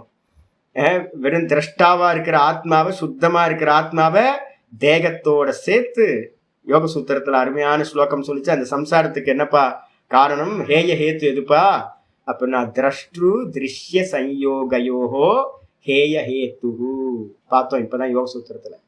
இந்த திரஷ்டாவையும் இந்த திருஷ்யத்தையும் என்ன பண்ணிட்டோம்? ஒன்னா இணைச்சிட்டோம். நான் பரமஹம்சானந்தா ஆயிட்டேன், முடிச்சு போச்சு, மொத்தமும் சம்சாரம் வந்தாச்சு. ஐயோ நான் சன்னியாசி, என்னை இப்படி சொல்லிட்டாங்களே அப்படி சொல்லிட்டாங்களே அப்படின்னு அபமானத்தினாலையும் பேர் ஏதாவது சொன்னா ஆஹா என்ன வந்து நல்லா ஸ்துதி பண்றாங்க, ஒரே சந்தோஷம். யாராவது நிந்தனை பண்ணா ஐயோ என்ன இப்படி சொல்லிட்டாங்களே துக்கம். எல்லாம் இந்த தேகத்துக்கு வந்து ஐயோ வெயிட் லாஸ் ஆகிட்டே இருக்கு, என்ன பண்றதுன்னு தெரியலையே, வெயிட் லாஸ் ஆகிட்டே இருக்கு, ஐயோ முகம் கருத்து போச்சு இன்னைக்கு என்னன்னு தெரியல, கண்ணாடி பார்த்தா முகம் கருப்பா இருக்கு, கிளாஸ் எடுக்கிறதுக்கு எப்படி இருக்கும், ஐயோ கஷ்டமா இருக்குமே. அப்ப பிபி ஏறி போச்சு, பிபி கம்மியாகி போச்சு, ஒரே சுகர் அதிகமா போச்சு. அப்ப இதெல்லாம் எங்க நடக்குது? இது எல்லாம் சரீரத்துல நடக்குது. இதை எல்லாத்தையும் தூக்கி என்ன பண்ணிட்டேன்? நான்ல போட்டு வேற விதமா வெறும் திரஷ்டாவா இருக்கக்கூடிய சைத்தன்யமா இருக்கிற இந்த ஆத்மாவை தேகம் நான் அப்படின்னு இந்த ஆத்மாவை தேகமா எப்போ நினைக்கிறோமோ அதுக்கப்புறம் எல்லா பாப்பமும் வந்துடுச்சு. அதனால என்ன ஆச்சு அப்படின்னு கேட்டீங்கன்னா, கிம் தேன கிருதம் பாப்பம், அந்த மாதிரி ஒருத்தனால அந்த பாப்பத்தை தவிர்த்துட்டு வேற என்ன பாப்பம் அவன் பண்ண வேண்டியிருக்கு? கிம் தேன கிருதம் பாப்பம், அவன் வேற என்ன பாப்பத்தை தான் பண்ணல. இருக்கிறதே பெரிய பாப்பமே தாங்க. எல்லா பாப்பங்களுக்கும் மூலம் எந்தெல்லாம் பாப்பம் இந்த உலகத்துல நடக்குதோ இது எல்லா பாப்பங்களுக்கும் மூல காரணம் எது அப்படின்னா தன்னை திரஷ்டாவா பார்க்காம தன்னை தேகமா பார்க்கிறது தான் எல்லா பாப்பங்களுக்கும் மூல காரணம். அதனால சொல்லுது கிம் தேன ந கிருதம் பாபம், வேற என்ன பாப்பத்தை தான் அவன் பண்ணல. ஏன் அப்படின்னா எல்லா பாப்பத்துக்கும் மூலத்தையே பண்ணிட்டானே அவன். அதனால ஒவ்வொரு ஜென்மத்துல, ஒரு ஜென்மத்துல சன்னியாசி பவித்திரமான, அடுத்த ஜென்மத்துல மகா பாப்பியா இருந்திருப்பேன், போன ஜென்மத்தை மகா பாப்பியா இருந்திருப்பேன், தெரியாது. சரீரத்தை நானும் நினைச்சுக்கிட்டு இருக்கிற வரைக்கும் வந்து பாத்தீங்கன்னா ஏகப்பட்ட பாப்பங்களை நம்ம வேற வேற ஜென்மங்கள்ல பண்ணிக்கிட்டே தான் இருந்திருக்கோம். அதான் பிறந்துகிட்டே இருக்கிறோம். அடிச்சா. அதனால சோரேன ஆத்மாபகாரினா, ஒரு வழிபறி திருடர்கள் இருக்காங்கல்ல, எப்படி வந்து பாத்தீங்கன்னா நம்ம வழியில போயிட்டு இருக்கும் போது நம்மகிட்ட இருந்து எல்லா தனத்தையும் அபகாரம் பண்ணிப்பாங்களோ, அதே மாதிரி சோரேன ஆத்மாபகாரினா நம்ம என்ன பண்ணிட்டோம் அப்படின்னு கேட்டீங்கன்னா ஆத்மாவை நம்மள்ட்ட இருந்து இந்த அஜ்ஞானம் என்ன பண்ணிடுச்சு, பறிச்சுட்டு போயிடுச்சு. அஜ்ஞானம் நம்மள்ட்ட இருக்கக்கூடிய ஞானத்தை பறித்து கொண்டு விட்டது. அதனால விவேகம் இல்லாம போச்சு. இந்த தேகத்தை நான் நினைச்சுக்கிட்டேன். நான் பண்ற எல்லா கர்மங்களுக்கும் புண்ணிய பாப்பங்களுக்கும் இந்த தேகத்தை நான் நினைக்கிறது தான் காரணம். ஆத்மாவை வேற ஒன்னா நினைச்சதுதான் காரணம். இதான் மூல காரணம் அப்படின்னு சொல்றோம். இது அலம் அதி பிரசங்கேன. ரொம்ப சொல்றதுக்கு என்னங்க, ரொம்ப பிரசங்கம் பண்ணிட்டேன், சுவாமியை அழுத்து போயிட்டேன், ரொம்ப பேசியாச்சு, போதும், இது போதும். என்னது, இது போதும், இவ்வளவு சொன்னது போதும். அப்ப என்ன பண்ணணும்னு கேட்டீங்கன்னா தேகாத்ம புத்திய விடுறதுதான் பண்ணணும் முடியாது. தேகாத்ம புத்தி தான் பெரிய பாப்பம் அப்படின்னு சொல்லி முடிச்சிட்டார். அதுக்கப்புறம் நாம சகஸ்திரத்துக்கு வர, சகஸ்ரநாம ஜபஸ்ய அனுரூபம் மானச ஸ்நானம் உச்சியதே. ரொம்ப அருமையான பாட்டு ஆரம்பிக்குது. வந்துருங்க. ஃபர்ஸ்ட் இடத்துல என்ன பண்ணிட்டோம், ஈஸ்வர பேதத்தை நிஷேதம் பண்ணியாச்சு. அப்புறம் ஜீவ ஈஸ்வர பேதத்தையும் அபவாதம் பண்ணிட்டு கடைசியில வந்து பாத்தீங்கன்னா இந்த ஜீவனை பத்தி இந்த உத்தாரணம் பண்றதுக்கு இந்த சகஸ்ரநாமம் எப்படி ஹெல்ப் பண்ண போகுது அதை சொல்ல ஆரம்பிக்கிறார். அதனால்தான் லாஸ்டா முடிக்கும் போது இதி அலம் அதி பிரசங்கேனன்னு சொல்லிட்டார். ரொம்ப பேசியாச்சு, போதும், இது போதும், இந்த லாஸ்ட் ஒரு ஸ்லோகம் போதும் அப்படின்னு சொல்லிட்டு ஆரம்பிக்கிறார். சகஸ்ரநாம ஜபஸ்ய, யாரெல்லாம் சகஸ்ரநாம ஜபம் பண்றோமோ இனிமே நித்தியம் பண்ண போறோம். நான் உங்களுக்கு வந்து சாண்டிங் முடிச்சிருக்கேன். அதுக்கான இதையும் பூர்வ பாகத்தையும் நான் உத்தர பாகத்தையும் நியாசங்களையும் சொல்லி கொடுத்துட்றேன். சொல்லி கொடுத்துட்டா நித்தியம் வந்து பார்த்தீங்கன்னா கிளாஸ் முடியணும். ஈவினிங் படுக்கிறதுக்கு முன்னாடி ஒரு 25 நிமிஷம் 20 நிமிஷம் கொடுக்கணும். நித்தியம் வந்து பார்த்தீங்கன்னா சுவாமிக்கு முன்னாடி ஒரு தீபத்தை போட்டு என்ன பண்ணணும், அழகா உட்காந்து நல்ல ஒரு பூஜை மாதிரி இந்த சகஸ்ரநாமத்தை ஜபிக்கணும். இந்த சகஸ்ரநாம ஜபம் வந்து எப்படிப்பட்டதுன்னா அனுரூபம் மானச ஸ்நானம் உச்சியதே. இதை நீங்க எப்படி பண்றீங்களோ அதுக்கேத்த மாதிரி மானச ஸ்நானம் என்று சொல்லப்படுகிறது. வெளியில பண்ற ஸ்நானம் எல்லாம் வெளியில பண்ற பாகிய ஸ்நானம், வெளியில பண்ற ஸ்நானங்கள் இந்த சரீரத்துல இருக்கிற அழுக்கெல்லாம் போக்கும். ஆனா இந்த சகஸ்ரநாமத்தோட ஜபம் என்ன பண்ணும், மனசுல இருக்கிற அழுக்குகளை எல்லாத்தையும் போக்கக்கூடிய மானச ஸ்நானம் என்று சொல்லப்படுகிறது. எப்படி பண்றோமா, அனுரூபம்ன்றதுக்கு அர்த்தம் காயத்துல வாக்குல பண்ணலாம். நிறைய பேர் இடத்துல அதானே பண்றாங்க. நிறைய பேர் என்ன பண்றாங்க, விஸ்வம் விஷ்ணு வஷட்காரோ பூத்த பவ்ய பவத் பிரபு வேக வேக வேகவே முடிஞ்சு ஒரு 15 நிமிஷத்துல முடிச்சு விட்டுருவாங்க. டும். அப்ப அதுக்கு என்ன பலன் கிடைக்கும், அது ஸ்நானமா ஸ்நானம் இல்லையா, கண்டிப்பா ஸ்நானம் தான், பலன் கிடைக்கும், ஸ்தூலமான பலன். இப்போ ஒவ்வொரு பதத்தையும் வந்து பாத்தீங்கன்னா இப்ப நம்ம விசாரம் பண்ண போறோம். விசாரம் பண்ணி என்ன பண்ண போறோம், நிதானமா நிறுத்தி பொறுமையா வந்து பாத்தீங்கன்னா கொண்டுட்டு வரணும். ஒவ்வொரு நாமத்தை சொல்லும் போது நமக்கு ஸ்புரிக்கணும், அர்த்தம் ஸ்புரிக்கணும். நிறுத்தி நிறுத்தி நிறுத்தி நல்லா ஸ்லோவா ஒரு தியானமா இந்த இதை வந்து நிதானமா சொல்லி முடிக்கிறோம்னு வச்சுங்க. அது என்ன பண்ணும்னா அர்த்தஸ்புரணம் உள்ள போய் என்ன பண்ணும், உபாசனையா கன்வெர்ட் ஆகும். சில சமயம் வந்து பாத்தீங்கன்னா ஒரு ஜபம் பண்ணிக்கிட்டு இருக்கும்போது டும் நின்றோம். நான் இப்ப காலையில இப்ப பாடம் ஆரம்பிக்கும் போதே நான் ஆரம்பிச்சேன் பாத்தீங்களா, நாராயணமஹா ஜேயம் விஸ்வாத்மானம் பராயணம். ஒரே ஒரு க்ஷணம் நாராயணன் சொல்லிட்டு இருக்கும்போது டும்னு வந்து பார்த்தீங்கன்னா பூத்த நாராயணன் போயிடுச்சு. எனக்கு அவர் முகம்தான் வந்து பார்த்தீங்கன்னா முன்னாடி நின்றுச்சு. என்ன அது சொன்னா இல்லையான்னு தெரியல. இப்போ ரிப்பீட் பண்ண நினைக்கிறேன், 2வது வாட்டி சொன்ன நினைக்கிறேன். நீங்க என்ன சொல்றேனே தெரியாம போச்சு. மனசு எப்ப வந்து பார்த்தீங்கன்னா அந்த நாமத்தை பிடிச்சு அந்த வஸ்துக்கு போகுதோ அப்ப என்ன ஆயிரும்னு கேட்டீங்கன்னா வெளியில இருக்கிறதெல்லாம் மறந்து போயிடும். அப்போ ஒரு ஜபம் நீங்க பண்ணிக்கிட்டே இருக்கீங்க அப்படின்னா ஸ்தோத்திரமா வேக வேகமா சொன்னீங்கன்னா அது ஒரு புண்ணியத்தை கொடுக்கும். அதே வந்து பாத்தீங்க அப்படின்னா அதை ஒவ்வொரு மந்திரத்துக்கும் அர்த்தத்துக்கு போனீங்கன்னா ஐயோ எச்ச கிஞ்சித் ஜெகத் சர்வம் திருஷ்யத்தே ஸ்ரூயதே பிவா, இது எல்லாம் நாராயணன் தான், நான் எதெல்லாம் பாக்குறனோ கேட்கறனோ அப்படின்னு ஒரு க்ஷணம் அர்த்தத்துக்கு போயிட்டீங்கன்னா அது உபாசனையா மாறிடும். அதுக்கப்புறம் இப்ப நம்ம வேதாந்த ரீதியா இது வரைக்கும் பார்த்தோம்ல, ஒவ்வொரு நாமமும் வாஸ்தவத்துல சச்சிதானந்த பரபிரம்மத்தை தான் போதிக்குது. அந்த சச்சிதானந்த பரபிரம்மமா நாராயணனா நான் தான் இருக்கேன் அப்படின்னு ஒவ்வொரு நாமம் சொல்லும் போதும் நீங்க அர்த்த விசாரத்துக்கு போய் பார்த்தீங்க அப்படின்னா அது இந்த சம்சாரத்தையே நாசம் பண்ணி உங்களுக்கு மோட்சத்தை கொடுத்தது. அதான் இங்க சொல்றாரு, சகஸ்ரநாம ஜபஸ்ய அனுரூபம் மானச ஸ்நானம் உச்சதே. அதை எப்படி நம்ம பிரயோகம் பண்றோமோ அதை பாத்தீங்கன்னா வாக்கா பண்ணலாம், மனசுல பண்ணலாம், புத்தியில பண்ணலாம். வாக்கா பண்ணினீங்கன்னா புண்ணியம் கிடைக்கும், மனசுல பண்ணினீங்க அப்படின்னா பாத்தீங்கன்னா அது சாயுஜ்ய பதவியை கொடுக்கும் உபாசனையா. அதே பாத்தீங்கன்னா இந்த ஞானத்தோட நீங்க விசாரமா எடுத்துக்கிட்டீங்கன்னா உங்களை தான் நாமம் பாத்தீங்கன்னா ஆத்மாவை தான் இந்த நாமங்கள் சொல்கிறது அப்படின்னு ஜீவ பிரம்ம ஐக்கிய ஞானம் உண்டாகும். அதனால உங்களுக்கு ஞானம் கிடைக்கும். அதனால பாத்தீங்கன்னா எப்படி இப்ப சொல்றாங்களோ அனுரூபம்னா அதுக்கு ஏத்த மாதிரி அந்த ஜபத்தை எந்த விதமா பண்றாங்களோ அதுக்கேத்த மாதிரி மானச ஸ்நானம் என்று இந்த சகஸ்ரநாமம் சொல்லப்படுகிறது. அது மட்டும் இல்ல, ஆச்சாரியர் சொல்றார், யஸ்மின் தேவாஸ்ச வேதாஸ்ச பவித்ரம் கிருத்ஸ்னம் ஏகதாம் விரஜேத் விரஜேத் தன்மானசம் தீர்த்தம் தத்ர ஸ்நாத்வாமிருதம் அமிர்தோ பவேத்.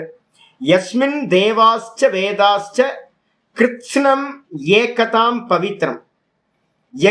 எந்த இடத்துல இந்த சகஸ்ரநாமத்தை ஸ்துதி பண்ணுது, எதனிடத்தில் தேவர்களும் வேதங்களும் பவித்திரமான இந்த ஒண்ணுத்துல கிருத்ஸ்னம் ஏகதாம் பவதி, பூரணமா தேவதைகளும் பூரணமா எல்லா வேதங்களும் இந்த ஒன்றுபடுகின்றன. எந்த இடத்துலனா இந்த விஷ்ணு சகஸ்ரநாமத்துல ஒன்றுபடுகின்றன. வேத சுரூபம் நம்ம அதனால தான் இதை எடுத்திருக்கோம். சங்கரன் அதுக்காக தான் பாஷ்யம் பண்ணியிருக்கார். இது பாத்தீங்கன்னா வேதத்துக்கு சமமானது, சாட்சாத் வேதம்.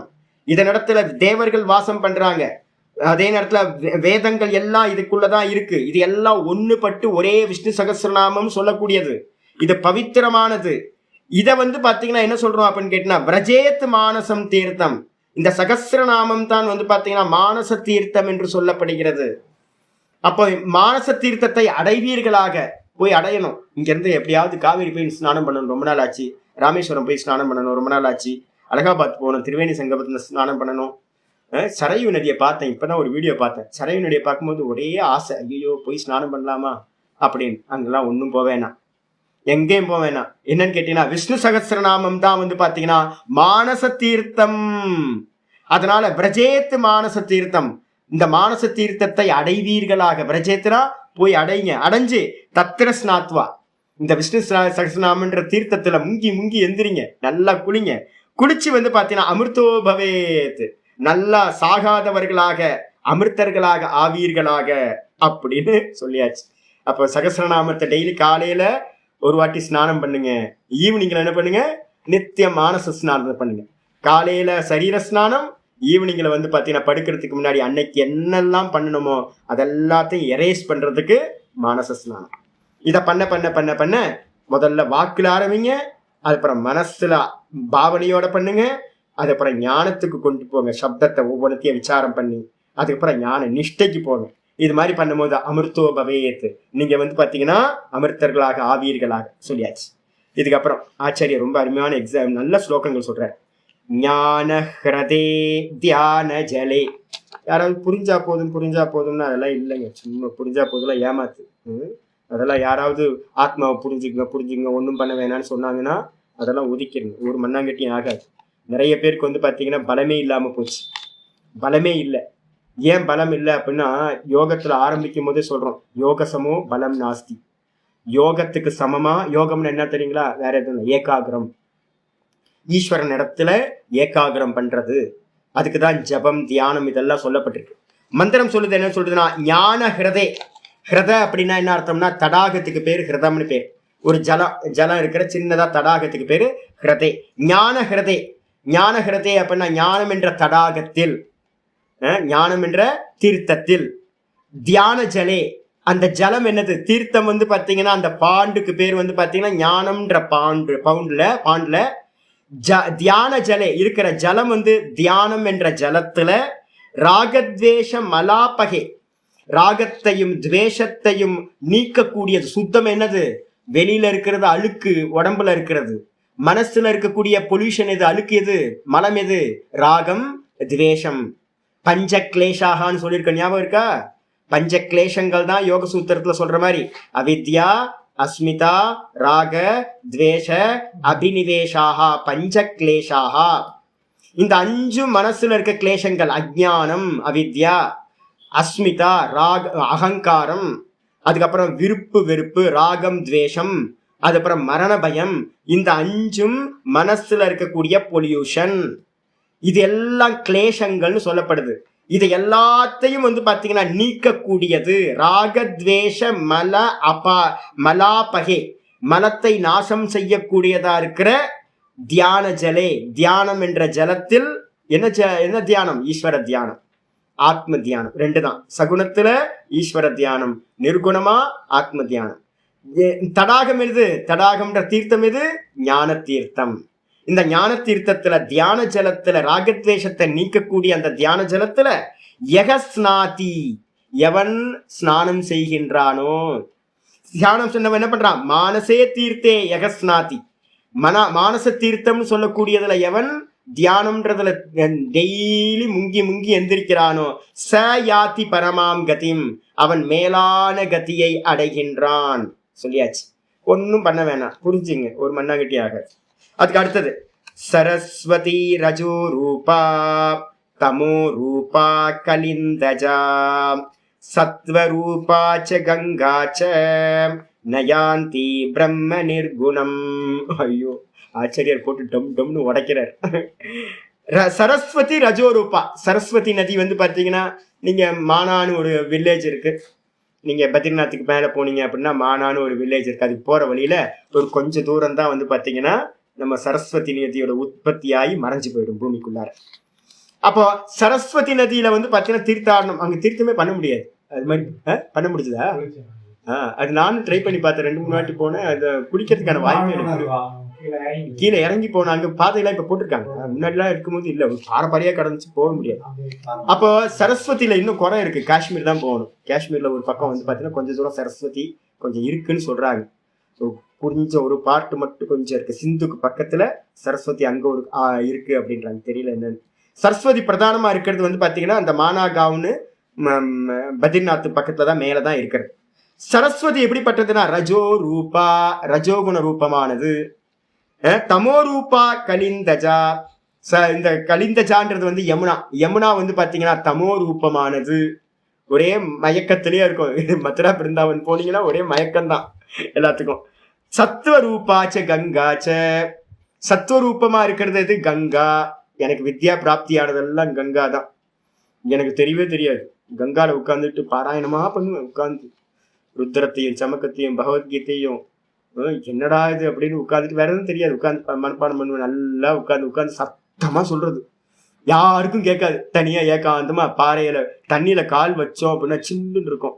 மத்தியான நேரத்தெல்லாம் பாத்தீங்கன்னா 1 மணி 2 மணிக்கு போயிடுவேன். உட்காந்து சாயந்தரம் வரைக்கும் பாத்தீங்கன்னா அங்கேயே உட்காந்து பாராயணம் பண்றது. இப்ப பலன் தெரியுது, ஞானம் வெளியில தெரியல. நான் ஒவ்வொரு முறையும் இங்க ரிஷிகேஷ்ல இருந்து வரும்போது என்னடா இது, இந்த கங்கால நான் இவ்வளவு பண்ணியிருக்கேன், என்னென்னவோ பண்ணியிருக்கேன் கங்கால, இந்த கங்கா மாதா ஒண்ணுமே கொடுக்கலையா அப்படின்னு. கடைசியில தெரியுது ஞானம் வெளியில தெரியாது. ஞானம் ஒரு பக்குவத்துக்கு வரும்போது தான் தெரியும், ஐயோ எனக்கு வித்யா பிராப்தி ஆனதெல்லாம் கங்கா மையாவோட கிருபா அப்படின்னு. அப்ப சத்துவகுணம், கங்கா எப்படிப்பட்டது? சத்துவகுணம்.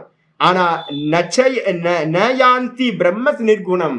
இந்த 3 தீர்த்தங்கள்ல நீங்க நீராடினாலும் தீர்த்தாடனம் பண்ணினாலும் என்ன பண்ண முடியாது? நிர்குணமா இருக்கிற பரபிரம்ம சொரூபத்தை இவைகள் அடைய பண்ணாது.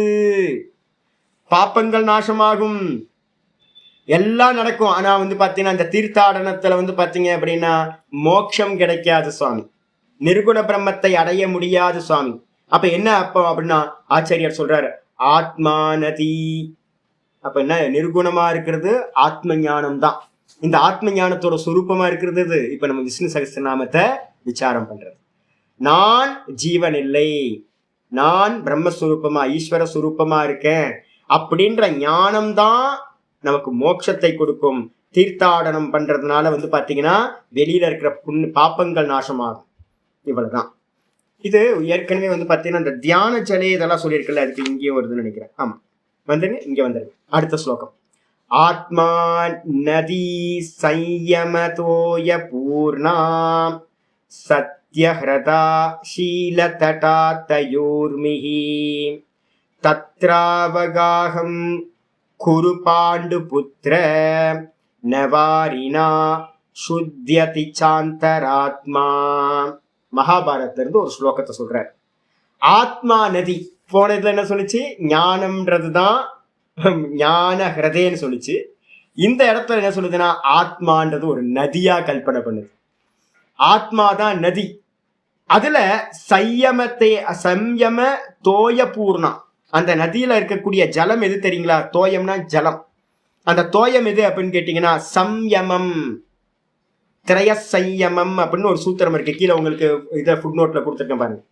திரய சம்யமம், திரயம் ஏக்கத்திர சம்யமம் அப்படின்னு யோக சூத்திரத்துல ஒரு சூத்திரம் இருக்கு. ஒரே வஸ்துல தாரண தியான சமாதி இந்த மூணும் ஒரே வஸ்துல நீங்க பண்ணினீங்கன்னா, ஒரு கிருஷ்ணர் ஒரு ரூபத்தை எடுத்துக்கிட்டு அந்த கிருஷ்ணர் ரூபத்திலேயே தாரண பண்றது, அந்த கிருஷ்ணர் ரூபத்திலேயே தியானம் பண்றது, அந்த கிருஷ்ணரோட ரூபத்திலேயே சமாதி அடையிறது. இல்ல அப்படின்னா நான் நான் நான் சொல்லக்கூடிய நிர்குணமா இருக்கிற ஆத்மாலேயே தாரணம் பண்றது, தியானம் பண்றது, சமாதி பண்றது. ஒண்ணு நிர்குணம், இன்னொன்னு வந்து விக்கிரகத்தை வச்சு இல்ல போட்டோ வச்சோ சகுனம். அப்ப இது மாதிரி பண்றதற்கே இதுக்கு பேரு மூணு சேர்ந்துச்சுன்னா திரயம் ஏக்கத்திர சம்யம. தாரண தியான சமாதி இந்த மூன்றும் ஒன்றினிடத்திலேயே நடந்துச்சுன்னா ஒரு வஸ்துலேயே அதுக்கு பேரு சம்யமம்னு பேரு. அப்ப வந்து ஆத்மான்ற நதி, அந்த நதியில வந்து பாத்தீங்கன்னா சம்யமம்னு சொல்லக்கூடிய ஜலம், தோயம்னா ஜலம், இந்த ஜலத்துல வந்து பாத்தீங்கன்னா பூரணமா அந்த சம்யமத்தினால அந்த நதி வந்து பாத்தீங்கன்னா போயிட்டே இருக்கு. அதுல சத்திய ஹிரதா, ஹிரதால ஹதான்னு போட்டிருக்கு. சம்ஸ்கிருதத்துலயும் தப்பு, தமிழ்லயும் தப்பா இருக்கு. ஹிரதா, ஹிர போடணும். தமிழ்ல வந்து பாத்தீங்கன்னா சத்திய இஹு ரதான்னு போட்டுங்க. ஹதான்னு போட்டிருக்கு. சத்திய ஹதா இல்ல, சத்திய ஹிரதா. சத்திய ஹிருதான போன இதுல சொன்னதுதான். முந்தின இதுல ஞான ஹிருதயன்னு போட்டுச்சு இல்ல, அதேதான். சத்தியம்ன்றா வந்து பாத்தீங்கன்னா அதுல டீப் நம்ம சொல்றோம்ல, டெப்த் நம்ம சொல்றோம்ல, நதியில இருக்கக்கூடிய டெப்த் எது அப்படின்னா, நதியில சில இடத்துல ஆழமா இருக்கும்ல, அந்த ஆழம், நீர் நிறைஞ்ச ஆழமான பகுதி எது அப்படின்னா சத்தியம். அருமையான ஸ்லோகம் இது. ஆத்மாதான் நதி, சம்யமம் தாரண தியான சமாதி தான் ஜலம், அதனால பூர்ணமா இருக்கு அந்த நதி. அதுல ஆழமான பகுதி எதுவோ அது வந்து பாத்தீங்கன்னா சத்தியம். அதுக்கப்புறம் ஷீல தடா, நம்மளுடைய நடத்தைன்னு சொல்றோமே, ஆச்சரணம் சொல்றோம். என்னன்னு கேட்டா எவ்வளவு சரளமா இருக்கீங்களோ அந்த அளவு ஈஸி. ரொம்ப காம்ப்ளிகேட் பண்ணிக்காதீங்க. இதெல்லாம் வந்து பாத்தீங்கன்னா எவ்வளவு பிளைனா ஓப்பனா இருக்கீங்களோ அந்த அளவுக்கு ஈஸியா ஆத்மாவை அடைஞ்சிட முடியும். நன்னடத்தை நம்ம சொல்றோம் பாத்தீங்கன்னா, நல்ல நடத்தை இருக்கணும். ரொம்ப ஜெனியூனா இருங்க. பாலிடிக்ஸ் எதுவும் பண்ணிடாதீங்க, குறுக்குடு மைண்டாதி யோசிச்சிடாதீங்க. இதெல்லாம் மோட்ச மார்க்கத்துல என்ன ஆயிடும்? பேரிகேட்டர் ஆயிடும், உங்களுக்கு தடையாயிடும். அதனால வந்து பாத்தீங்கன்னா நடத்தை, ஷீலம்ன்றதுக்கு அர்த்தம் ஆச்சரணம். ரொம்ப ஸ்ட்ரெயிட் ஃபார்வேர்டா, ரொம்ப பியூரா நடந்துக்கிறது. ஆச்சரணம் ரொம்ப கிளியரா இருக்கணும். அதுதான் வந்து பாத்தீங்கன்னா இரண்டு கரைகளா சொல்லப்பட்டிருக்கு. தடானா கரைகள், ரெண்டு கரையா இருக்கிறது உங்களுடைய ஆச்சரணம், சத்திய ஆச்சரணம், சத்தியம் இருக்கணும். அதுக்கப்புறம் தயா ஊர்மி, தயோர்மிகி, அந்த நதியில இருக்கிற அலைகள் எது தெரியுங்களா? தயா.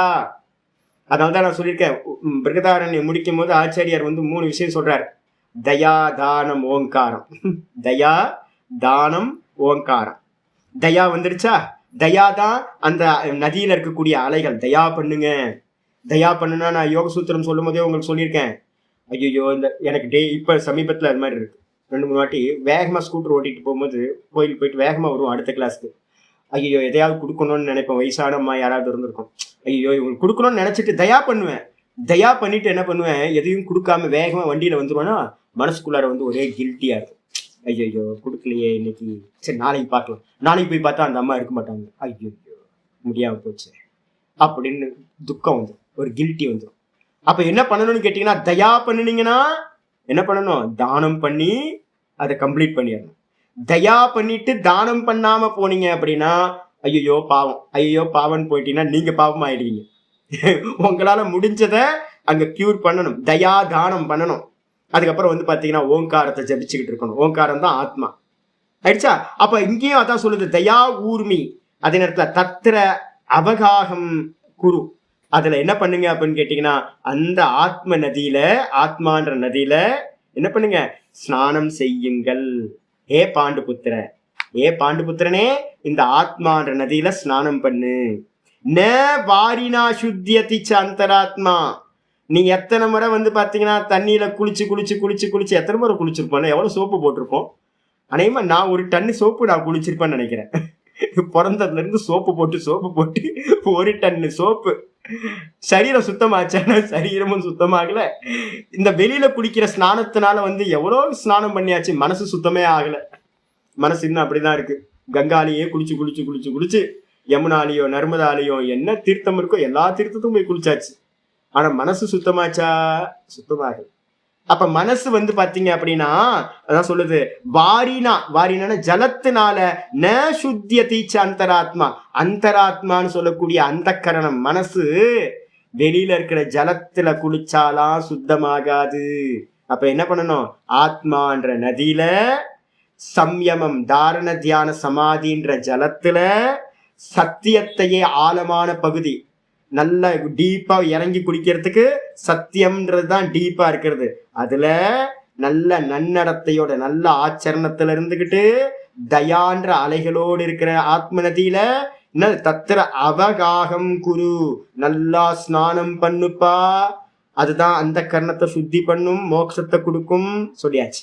இதுக்கப்புறம் இன்னொரு ஸ்மிருதியில சொல்லப்பட்டது சொல்ற, மானசம் ஸ்நானம் விஷ்ணு சிந்தனம். அருமையானது சாமி. முதல்ல வந்து நிர்குணத்துக்கு போயிடலாமா சாமி? எடுத்தோட வந்து டாப் கிளாஸ்ல போயிடலாமா? முடியாது சாமி.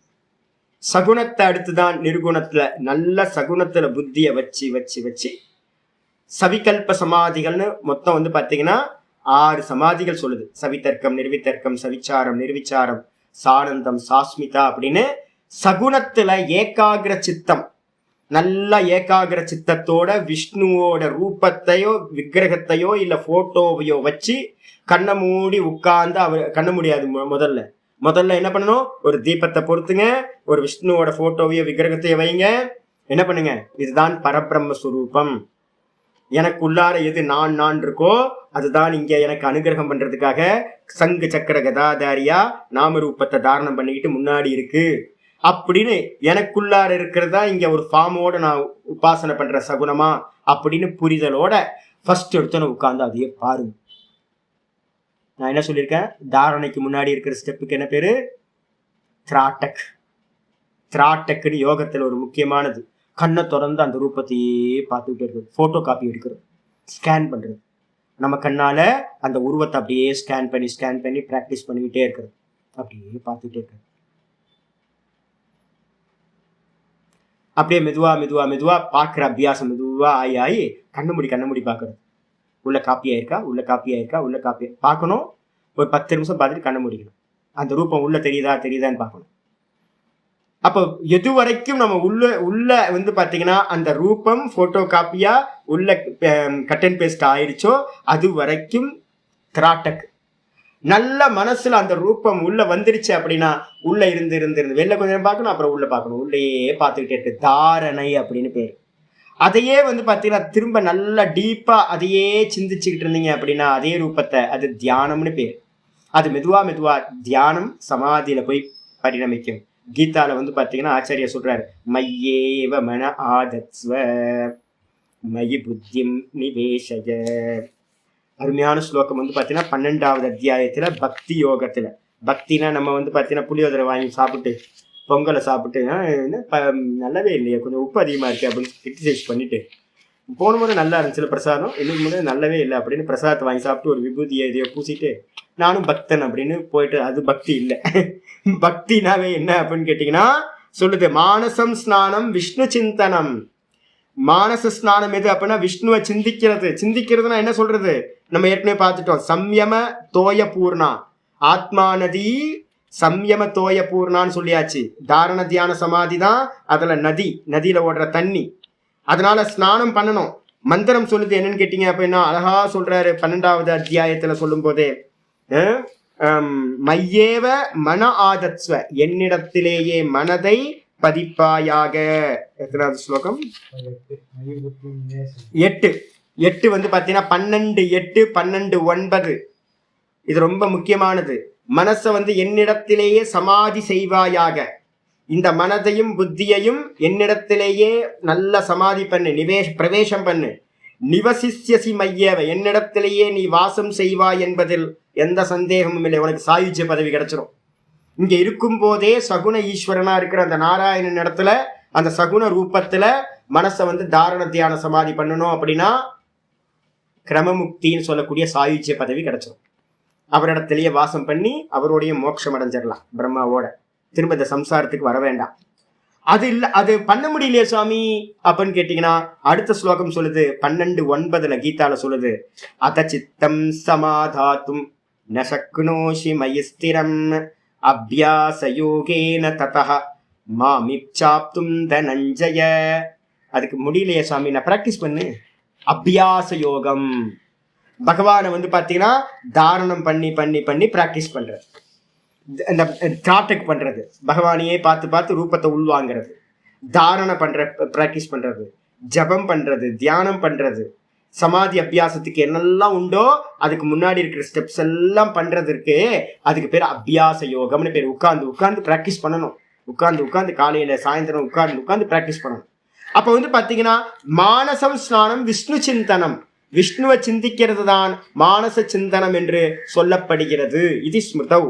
ஸ்நானம் பண்ணணும்னா என்ன பண்ணணும்? விஷ்ணுவை சிந்திச்சா மானச ஸ்நானம் நடந்துடும். அதுக்கப்புறம் ஆச்சாரியார் மனுஸ்மிருதியிலிருந்து ஒரு ஸ்லோகம் சொல்றார். ஜப்யே நைவது சம்சித்யேத் பிராமணோ நாத்ர சம்சயः குர்யாத் அன்யன்ன வா குர்யான் மைத்ரோ பிராமண உச்யதே. இது மாணவம் வச்சனம். மனுஸ்மிருதியில ஒரு ஸ்லோகத்தை சொல்றார். ஜப்யே நைவது சம்சித்யேத் பிராமணோ நாத்ர சம்சயः. பிராமணன், பிராமணன்றது வந்து உபலட்சணம்னு பேரு. பிராமண கத்திரிய வைசியர்கள் யாரா இருந்தாலும் பிரதானமா ஒரு ஆளை சொல்லிட்டோன்னா அவனுக்கு கீழே இருக்க மற்றவங்க எல்லாம் வந்துருவாங்க. அப்ப வந்து பாத்தீங்கன்னா பிராமணர்களா இருக்கக்கூடிய முமுட்சுக்கள் எல்லாம் என்ன பண்ணணும் அப்படின்னு கேட்டீங்கன்னா, ஏன் சுவாமி பிராமணன் எடுத்தீங்க அப்படின்னா, உபனிஷத்துல வந்து பிருகதாரண்ய உபனிஷத்துல ஒரு மந்திரம் இருக்கு. யஜ்ஞேன தானேன தபசா அநாசகேன பிராமணா விவிதிஷந்தி அப்படின்னு ஒரு ஃபேமஸான மந்திரம். பிருகதாரண்யத்துல 4:4:22. அதுல வந்து பாத்தீங்கன்னா ஆச்சாரியார் வந்து பிராமணர்கள் யஜ்ஞம் தானம் தபஸினால் பிராமணர்கள் வந்து பாத்தீங்கன்னா பிரம்மத்தை அறிய இச்சை கொள்கிறார்கள் அப்படின்னு மந்திரம். அதுக்கு பிராமணாகா அப்படின்ற வச்சனத்துக்கு சங்கர பாஷ்யம் பண்ணும்போது சொல்றார், பிராமணாகா இது உபலட்சணார்த்தம்.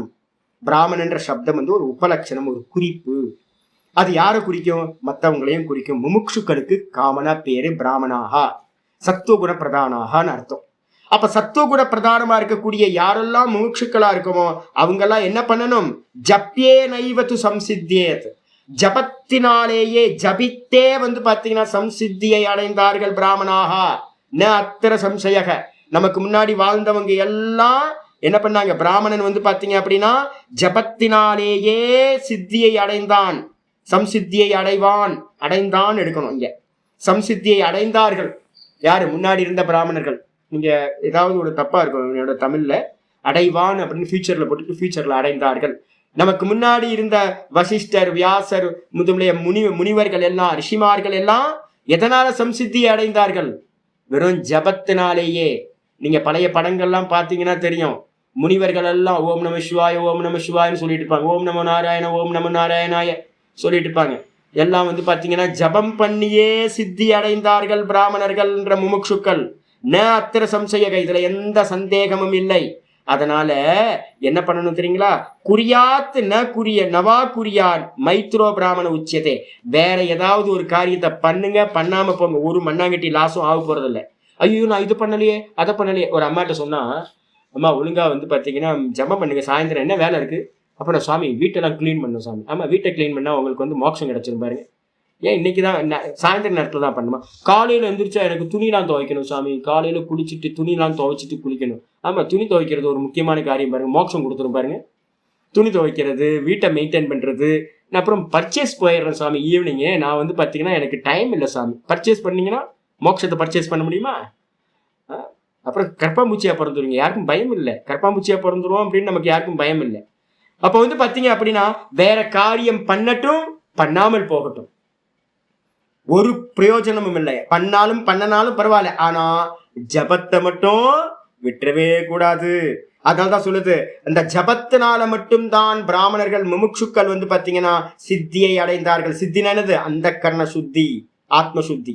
அதனால பாத்தீங்கன்னா அதை தான் பண்ணணும். அதனால பாத்தீங்கன்னா பிராமணம் இந்த ஜபத்தை பண்ற யாரெல்லாம் ஜபம் பண்றாங்களோ அவங்கெல்லாம் பிராமணோ மைத்திர உச்சியதே, இந்த சொசைட்டிக்கு நண்பர்களா இருக்காங்க, ஃப்ரெண்டா இருக்காங்க. இந்த மொத்த சொசைட்டிக்கும் யாரெல்லாம் ஜபம் பண்றோமோ அவங்கெல்லாம் பாத்தீங்கன்னா பகவான ஜபம் பண்றவங்க எல்லாரும் மித்திரர்கள் என்று சொல்லப்படுகிறார்கள். பிராமணோ மித்திர உச்சியதே ஆயிடுச்சு.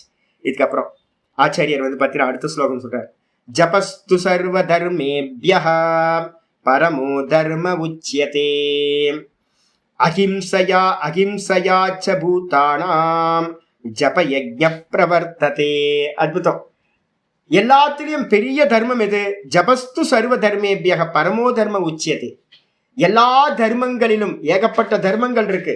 எல்லா தர்மங்களிலும் இந்த ஜபம்னு சொல்லக்கூடிய தர்மம் அதுதான் பாத்தீங்கன்னா பரமோ தர்ம உச்சியதே, மேலான தர்மம் என்று சொல்லப்படுகிறது. அதனால்தான் நான் எல்லாத்துக்கும் பாத்தீங்கன்னா ஒரு வேதாந்தம் கேட்கணும் அப்படின்னா ஜபம் இருக்கணும்.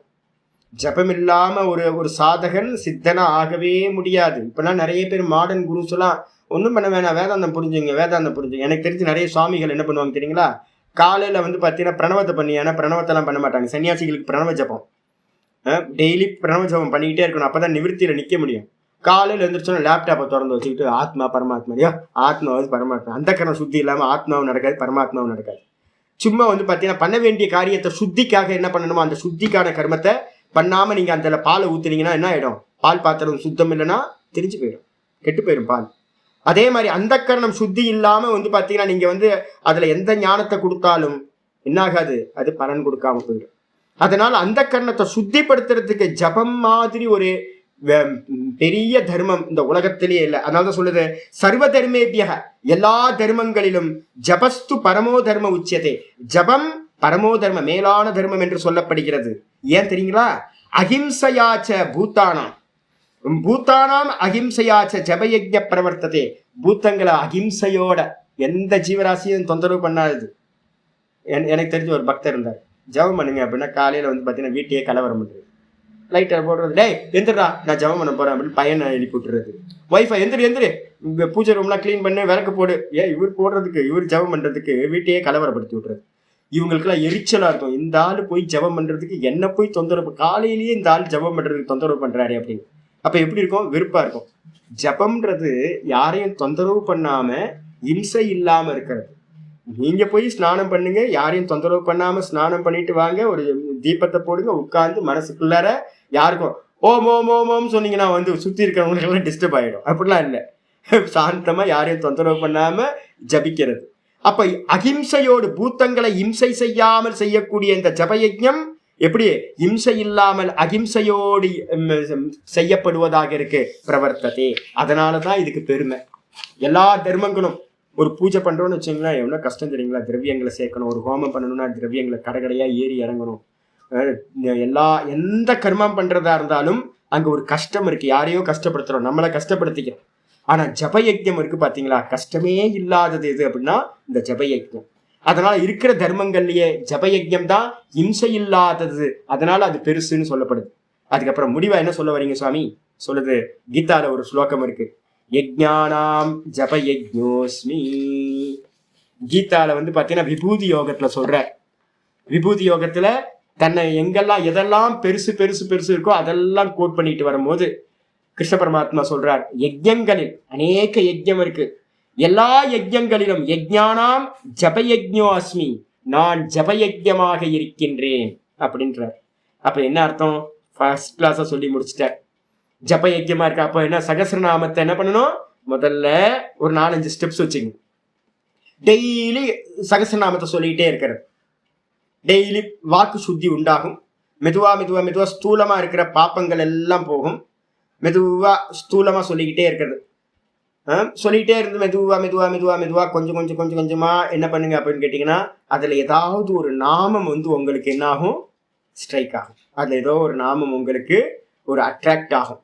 அந்த ஒரு நாமத்தையே எடுத்துக்கிட்டு என்ன பண்ணுங்க, ஜபத்தை பண்ணதுக்கு பிறகு அந்த ஒரு நாமத்தையே பகவானை பார்த்து பார்த்து தாரண தியான சமாதி பண்ணு. 10:25 அந்த ஸ்லோகம் வந்து 10:24 போட்டிருக்கு. 10:25 10:25 நம்பர் எப்படி மாறி போகுதுன்னு தெரியல. 10:25 இருக்கிறது. அப்ப வந்து பாத்தீங்க அப்படின்னா என்ன பண்ணணும், ஒரு நாமம் ஏதாவது ஒரு நாமம் வந்து பாத்தீங்கன்னா எனக்கு கீதா படிக்க இந்த விஷ்ணு சஹஸ்ரநாமம் முன்னாடியே நான் படிக்க ஆரம்பிச்சோன்னா அதுல இருக்கிற வாசுதேவன்ற பேர் வந்து பாத்தீங்கன்னா எனக்கு ரொம்ப அட்ராக்ட்.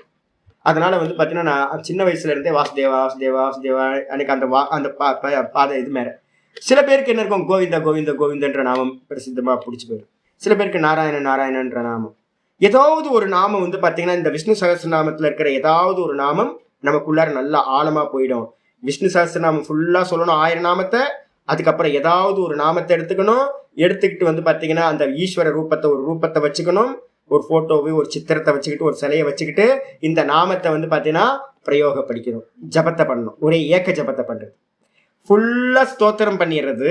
அதுக்கப்புறம் ஒரு நாமத்தை எடுத்துக்கிட்டு வந்து பாத்தீங்கன்னா திரும்ப திரும்ப திரும்ப திரும்ப ஆவர்த்தி பண்றது, ஏக தத்துவ அபியாசம் திரும்ப திரும்ப பண்றது. மெதுவா தாரண தியானம் சமாதிய பிராப்தி பண்ணணும். இதுதான் வந்து பாத்தீங்கன்னா சொல்லப்படுது. இதுக்கப்புறம் ஆச்சாரியர் கடைசி ஸ்லோகம் பூர்வ பாகத்தை சொல்றார். அபவித்ர பவித்ரோவா சர்வாவஸ்தாம் கதோபிவா யஸ்மரேத் புண்டரீகாட்சம் சபாக்யாப்யந்தர சுசிஹி. பத்ம புராணத்துல இருக்கக்கூடிய ஸ்லோகம். அபவித்திர பவித்ரோவா, இந்த ஈஸ்வரனோட நாம சொல்றதுக்கு வந்து பாத்தீங்கன்னா பவித்திரமா இருந்தாலும் அபவித்திரமா இருந்தாலும். நிறைய ஸ்திரீகளுக்கு பிரச்சனை, ஐயோ சாமி இந்த 3 நாள்ல என்ன சுவாமி பண்றது, நம்ம வந்து அசுத்தமா இருக்குமே சுவாமி. அசுத்தமாவது மண்ணாங்கட்டியாது. சரீரத்துக்கும் மனசுக்கும் எந்த சம்பந்தமும் இல்லை. ஈஸ்வரனை சிந்திக்கிறதுக்கு வந்து பாத்தீங்கன்னா ஈஸ்வரன் தான் பரம பவித்திரமானவன். அப்ப நம்ம என்ன பண்ணணும்னு கேட்டீங்கன்னா, என்ன அபவித்திரமா இருந்தாலும், அபவித்திரம்னா ஏதோ டெத்துக்கு போயிருக்கலாம், தீட்டு இருக்கலாம், ஏதாவது தீட்டு காரியத்துல போயிருக்கலாம், இல்ல வந்து நம்மளோட பாடியிலேயே வந்து பாத்தீங்கன்னா ஏதாவது ஒரு அழுக்கா இருக்கு. காலை எந்திரிச்சு குளிச்சுட்டு ஜபம் பண்ணணும்னு பார்த்தேன், ஆனா வந்து குளிக்கிறதுக்கு இதா இருக்கு, ஏதோ ஃபீவர், அழுக்கா இருக்கு, 2 நாள் பெட்லயே படுத்திருக்கேன், அழுக்கா இருக்கு, உடம்பே வந்து பாத்தீங்கன்னா இதா இருக்கு, குளிச்சுட்டுலாம் பண்ண முடியாது, பவித்திரம் இல்லை அப்படின்னு நினைச்சாலும், இல்ல வந்து பாத்தீங்கன்னா பவித்திரமாவே இருந்தாலும், அபவித்திர பவித்ரோவா சர்வாவஸ்தாம் கதோபிவா, நீங்க எந்த அவஸ்தையில இருந்தாலும், எந்த அவஸ்தைன்னா எல்லாம் ஃபீல் பண்ணிக்கங்க நீங்களே, ஏகப்பட்டது இருக்கு, எவ்வளவு விதவிதமான அவஸ்தைகள் இருக்கு. எந்த அவஸ்தையில ஃபிளஷ் அவுட்ல இருந்தா கூட நான் அதை சொல்ல வேணாம்னு நினைச்சேன், சரி இருக்கட்டும். ஃபிளஷ் அவுட்ல இருந்துட்டு கூட வந்து பாத்தீங்கன்னா ஜபத்தை பண்ணிட்டே எங்கெல்லாம் ஓங்காரம் வந்து பாத்தீங்கன்னா போயிட்டே இருக்கும். ஓங்காரம் ஃபிளஷ் அவுட்ல இருந்துட்டு ஓங்காரம் போயிட்டே இருக்கும். ஐயோ பாப்பம் இல்ல, பாப்பம் தான். ஃபிளஷ் அவுட்ல இருந்துட்டு ஓங்காரத்தை சொல்றாங்க. ஐயோ சி சி சி, யார் சொல்லுவாங்க? மந்திரம் சொல்லுது என்னன்னு கேட்டீங்கன்னா, நீ பவித்திரமாறு இல்ல அபவித்திரமாறு, எந்த அவஸ்தையில இருந்தாலும் கூட யஸ்மரேத் புண்டரீகாட்சம், எவன் வந்து பாத்தீங்கன்னா புண்டரீகாட்சனை, யார் புண்டரீகாட்சன்? புண்டரீக அக்ஷம் எஸ்ய, எவனுக்கு வந்து பாத்தீங்கன்னா தாமரை மொட்டு மாதிரி கண்ணு வந்து இருக்கோ அவனுக்கு பேர் புண்டரீகாட்சன் அப்படின்னு பேரு. ஹிருதயத்துல இருக்கிறவன், ஹிருதயத்துல அந்தர்யாமியா இருக்கிறவன் அந்த ஈஸ்வரனை வந்து பாத்தீங்கன்னா இந்த தேகத்துக்கும் அவனுக்கு சம்பந்தம் இல்லை. அசங்கோயம் புருஷக, எதோடையும் சம்பந்தம் இல்லாம உள்ளுக்குள்ளார ஒருத்தன் அகம் அகம் அகம்னு இருக்கான்.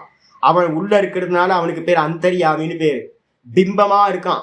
அவனை வந்து பாத்தீங்கன்னா எவன் எந்த அவஸ்தையில இருந்தாலும், பவித்திரம் அபவித்திரம் எந்த அவஸ்தையில இருந்தாலும் அந்த புண்டரீகாட்சனை எவன் ஸ்மரிக்கிறானோ, நினைக்கின்றானோ, யக ஸ்மரேத் யஸ்மரேத் புண்டரீகாட்சம், எவன் நினைக்கின்றானோ ச அவன் பாஹ்ய ஆபியந்தர சுச்சிகி, வெளியிலையும் உள்ளையும் சுத்தமானவன் ஆகின்றான். அவனுடைய புண்ணிய பாப்பங்கள் எல்லாம் நஷ்டமாயிடுது. மெதுவா மெதுவா வந்து பாத்தீங்கன்னா சகுனத்துல நின்னானா அவன் வந்து பாத்தீங்கன்னா சாயுச்சிய பதவியை அடைஞ்சிருவான், கிரமமுக்தி. இல்ல வந்து குருநாதர் மூலமா நல்ல வேதாந்தத்தை கேட்டு அந்த நாராயணன் தான் என்னுடைய ஆத்மஸ்வரூபம் அப்படின்னு ஜீவ பிரம்ம ஐக்கியத்தை அடைஞ்சு அந்த சுத்த நிர்குண ஆத்மால நின்னா அப்படின்னா என்ன ஆயிடலாம்? நிர்குணம், இங்கேயே ஜீவன் முக்தனாக ஆகின்றான். அவனுடைய பாப்பங்கள் எல்லாம் நஷ்டமடைந்து போகின்றன. அதனால பகவானை வந்து பாத்தீங்கன்னா சிந்திக்கணும். எந்த நிலையில இருந்தாலும் பகவானை சிந்திக்கிறதுக்கு எந்த ஒரு கண்டிஷனும் இல்லை. எப்ப வேணாலும் எந்த இடத்துல இருந்தாலும் எந்த அவஸ்தையில இருந்தாலும் பகவானை சிந்திக்கலாம்.